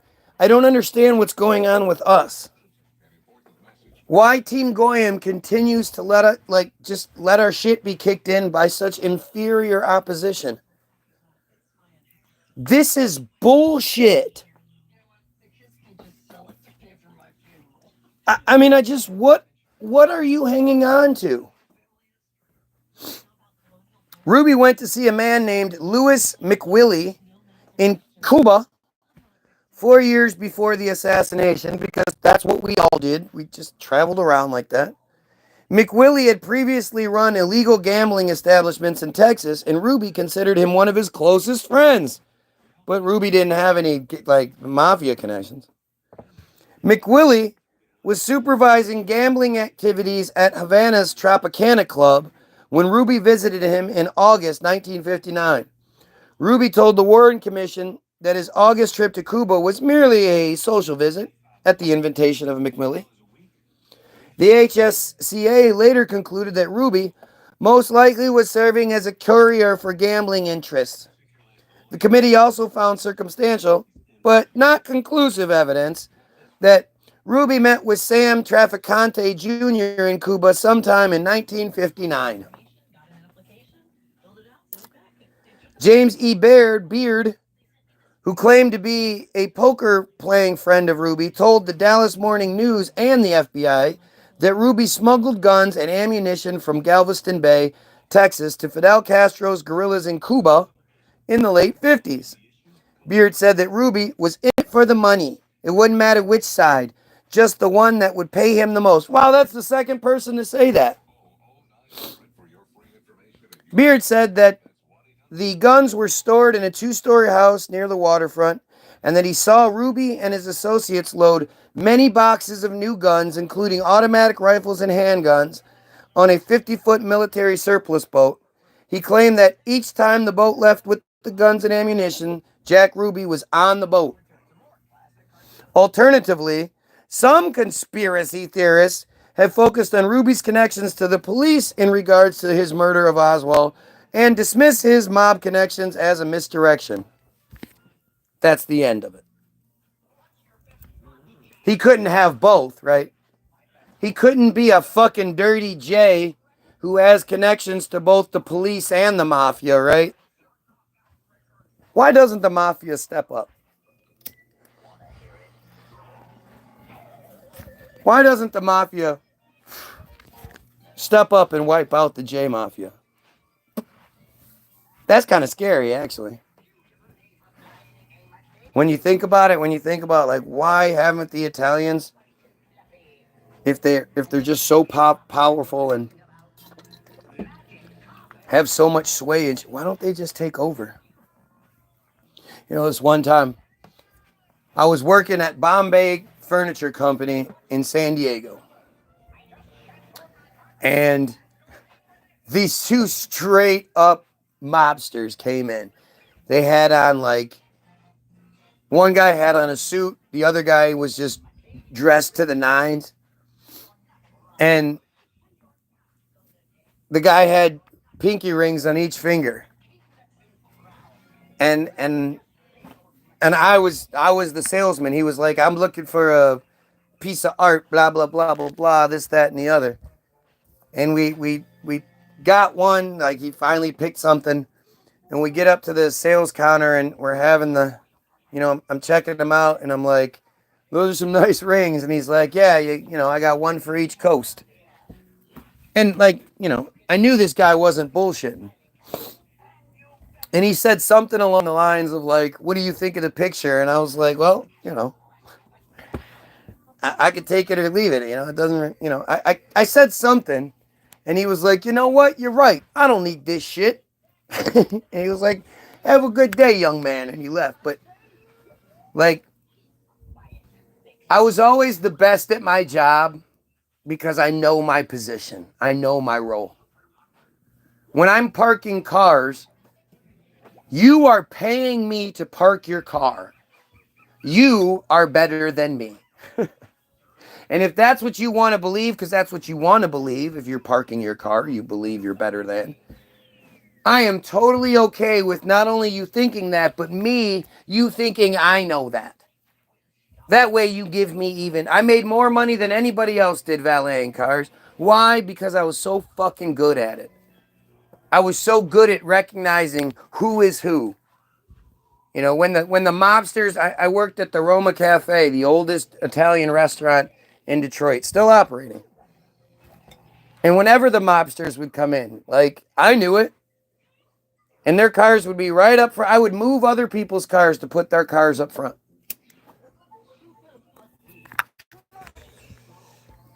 And they were no joke. You know, I'm not going to fuck around and pretend like, you know, oh, hey, yo, we're, you know, I watch TV, so I know about you guys. Da, da, da, da. No. Nope. You are in a position of authority. I'm cool with that. I just keep my mouth shut. Like I tell you guys, like I've said it 1,000 times.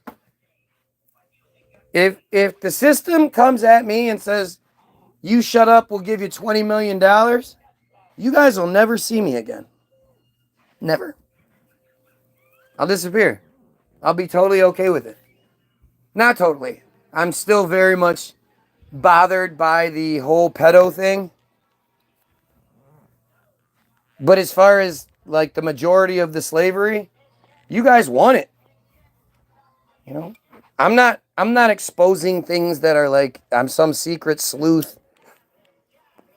You know, I'm cracking down to the deepest parts of the web and finding these hidden pieces of information. I'm reading what they want us to read. I'm telling you guys the narrative I'm supposed to tell you, and I just find issue with it. You choose to not find issue with it, and that's on you. I can't make you. I do want to read something though. Jack Ruby, Warren Commission, early life. Where's the early life? Juvenile delinquency. Institute for Juvenile Research. Because this is where, so it says, Ruby eventually skipped school so often that he had to spend time at the Institute for Juvenile Research. What the fuck is this? The Institute for Juvenile Research, IJR, is a research demonstration and training center housed in the Department of Psychiatry, College of Medicine, University of Illinois at Chicago. Oh, that's a long-ass address. The Institute has more than 40 faculty members and 65 professional staff members. IJR programs addressing pressing issues such as HIV risk, access to effective... it's closed. Access to effective school services, the epidemiology of drug abuse, services for families in the child welfare system, and the training of child mental health providers. The Institute also offers child psychiatry, clinical services, and training programs in child and adolescent psychiatry, psychology, and social work. Before the great, yep, of course.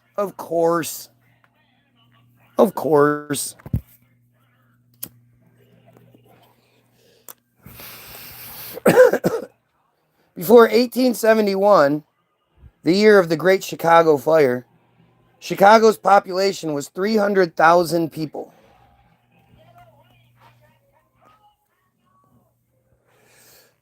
"20 years later, in 1891, Chicago's population was a little over 1 million people. By the 1910s, Chicago's population had risen over to 2 million people. A lot of those here. Here's a whole bunch of details that don't matter. And by the mid-20s, the population was 3 million people. Okay? The growth was driven by European immigration, resulting in over 70% of Chicago's population being either foreign-born or first-generation immigrant. Because times were hard, parents were working overtime to scrape out a living, and children who had to work to contribute to the family's livelihood were ill-fed, ill-housed, ill-clothed, illiterate, and wholly untrained and unfitted for any occupation. Yet they were working. Okay? The results were that many families were being disrupted by poverty and unfamiliar community circumstances as a result of immigration, were not able to properly care for their children. The reality that the new European immigrants were not doing well was also found in the extraordinarily high rates of European immigrants' domestic violence in Chicago from 1875 to 1920. I mean, again, Chicago at this time had a tunnel system underneath it, pneumatic tunnel systems that they could travel, that people could travel in and they could use for mail and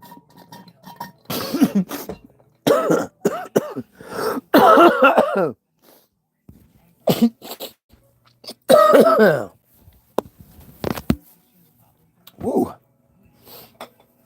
Oh.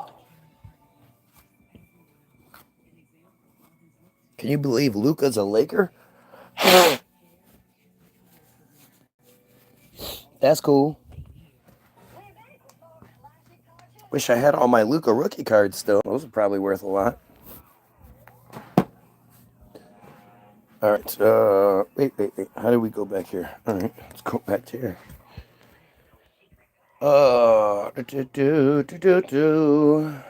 The reality. According to 1889 Nobel Prize winning social worker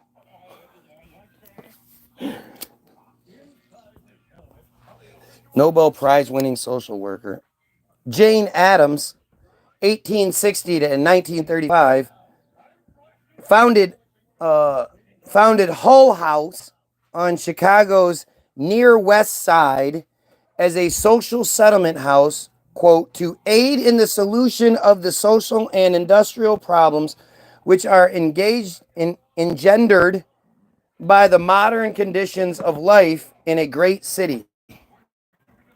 She observed, children over 10 years of age were arrested, held in police stations, tried in the police courts. If convicted, they were usually fined, and if the fine was not paid, sent to the city prison.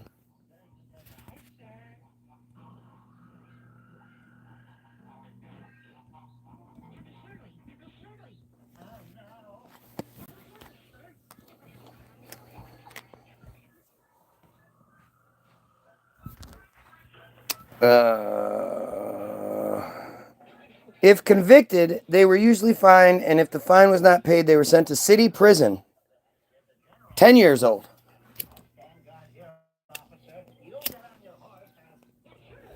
This is what life was like in the big city in the mid 1800s in Chicago and all over the place, really. Sending children to prison because they couldn't pay fines. However, often they were let off because justices could neither tolerate sending children to Bridwell nor bear in themselves guilty of the harsh folly of compelling poverty-stricken parents to pay fines. No exchange of court records existed, and the same children could be in and out of various police stations and identifying in police stations an indefinite number of times, more hardened and more skillful with each experience. In an effort to distinguish between criminality and juvenile delinquency in 1899, Jane Addams and her female colleagues helped to start the world's first juvenile court in Chicago, Illinois, the Juvenile Protection Association.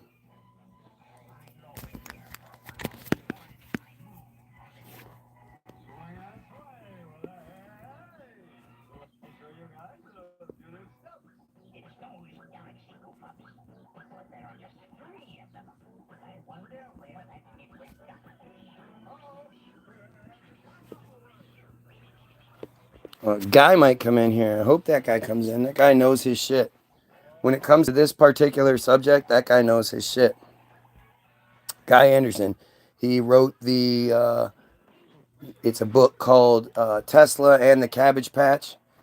It's online. You should fucking find it. It's actually selling really well. It's on Amazon and shit. Go find it. Tesla and the Cabbage Patch. All right. 10 years later, in 1909, these four-sighted women established the Juvenile Psychopathic Institute. The Juvenile Psychopathic Institute. Wow, that's a scary name.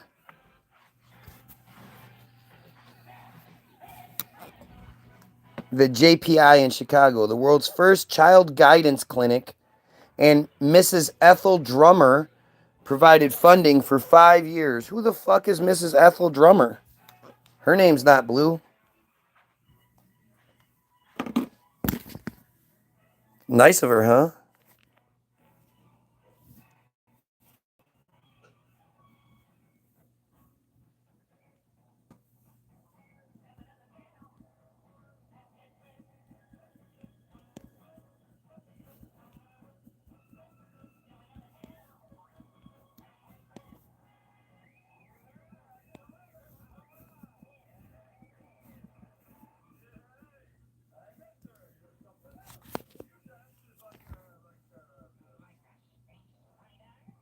Sorry.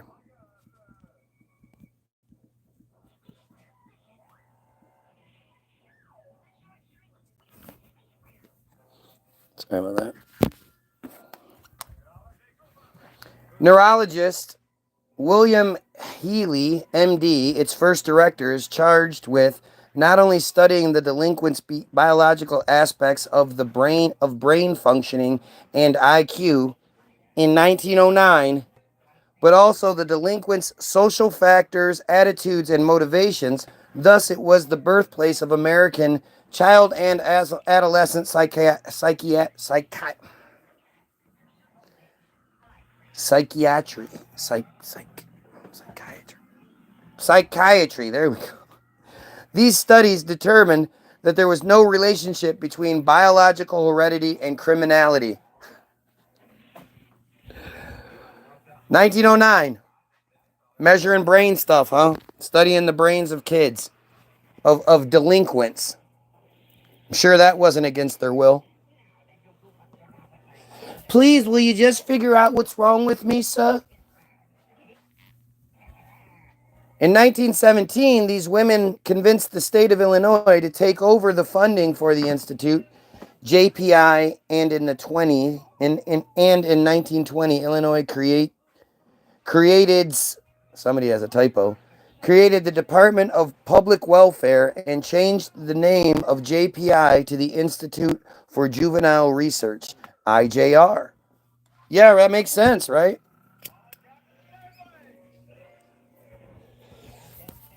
It's like all those companies back in the day, like the Thames Tunnel Company.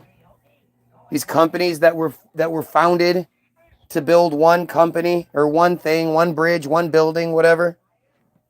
Makes sense.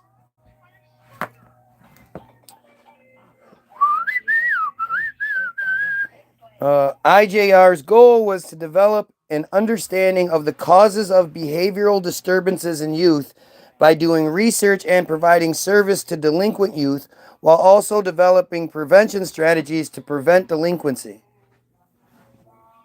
Don't these kids like not have parents and shit? Aren't these kids struggling? Isn't their lives just terrible and super poor and 1920s and shit? Isn't that probably why they were getting in trouble? IJR researchers Shaw and McKay noted delinquency was less due to biological, ethnic, or cultural factors and more due to social disruption, eroding formal and informal social control in specific transitional neighborhoods, delinquency areas in the city.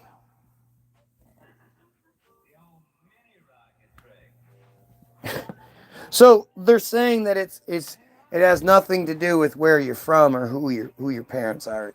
It has to do with your circumstances. So at least they're at least kind of saying that.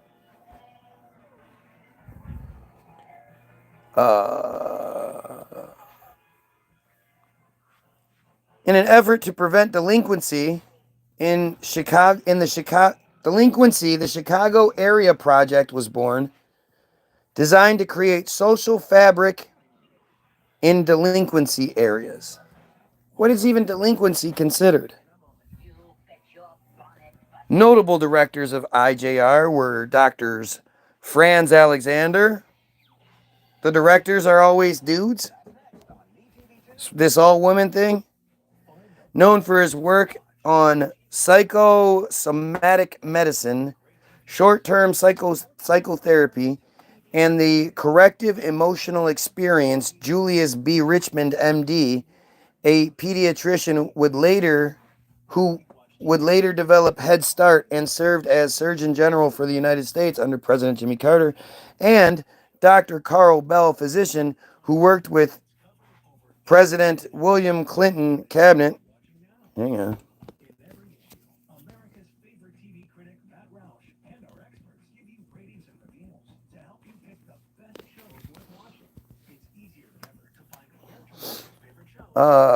Who worked with President William Clinton cabinet members Janet Reno, Donna Shalala, and David Satcher on issues of violence against women, on the Violence Against Women Act and youth violence. There's a lot of shit thrown into that one sentence. Multidisciplinary approach. During its early years, the Institute was one of the first organizations to integrate the fields of medicine, psychiatry, psychology, and social work into the study of child development, an approach that continues to this day. Primary emphasis, noted pioneering IJR sociologist Clifford Shaw, another dude, must be placed upon the task of revitalizing the life of the whole community so that the welfare of every child becomes the conscious and deliberate concern of all the citizens. And yet, we still can't do that, huh? I just don't care. All right. I think that's it. That's it for the day. I've gone way longer than I normally do, so. And I didn't even read any Bible today. Too bad. Anyway, everybody have a great day. Go get your free download, www.the-bilderberg-group.com.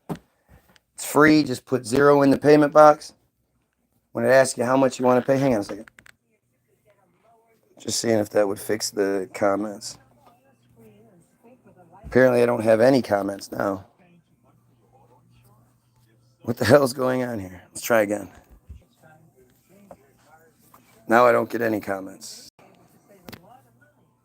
Funny how that works. Anyway, I'm sure there's nothing going on. I'm sure it's just my feed. It's just what my feed does. Doesn't work like your feed does. Works like my feed does. So go get your free download. There's going to be a link to what I believe to be the most important movie any of you can watch, which is called Hollywoodism. It's not even a conspiracy movie. It's a documentary that the Jays made to brag about the Jay conspiracy theory and how they control the world. It's interesting, you know. It's crazy to think that they make such a blatant, obvious example and people still think, you know, they're not allowed to talk about it. And I'm also going to put a link to our Facebook page on one of our songs, one of our videos. You can go to the Facebook page, and then, you know, if I'm not here, I'm there. And, you know, we always stay connected because Team Goyam needs to stay connected, needs to rise against the system that oppresses all of us equally. Well, that's not true. We're not all oppressed equally, but we are all oppressed. That's for damn sure.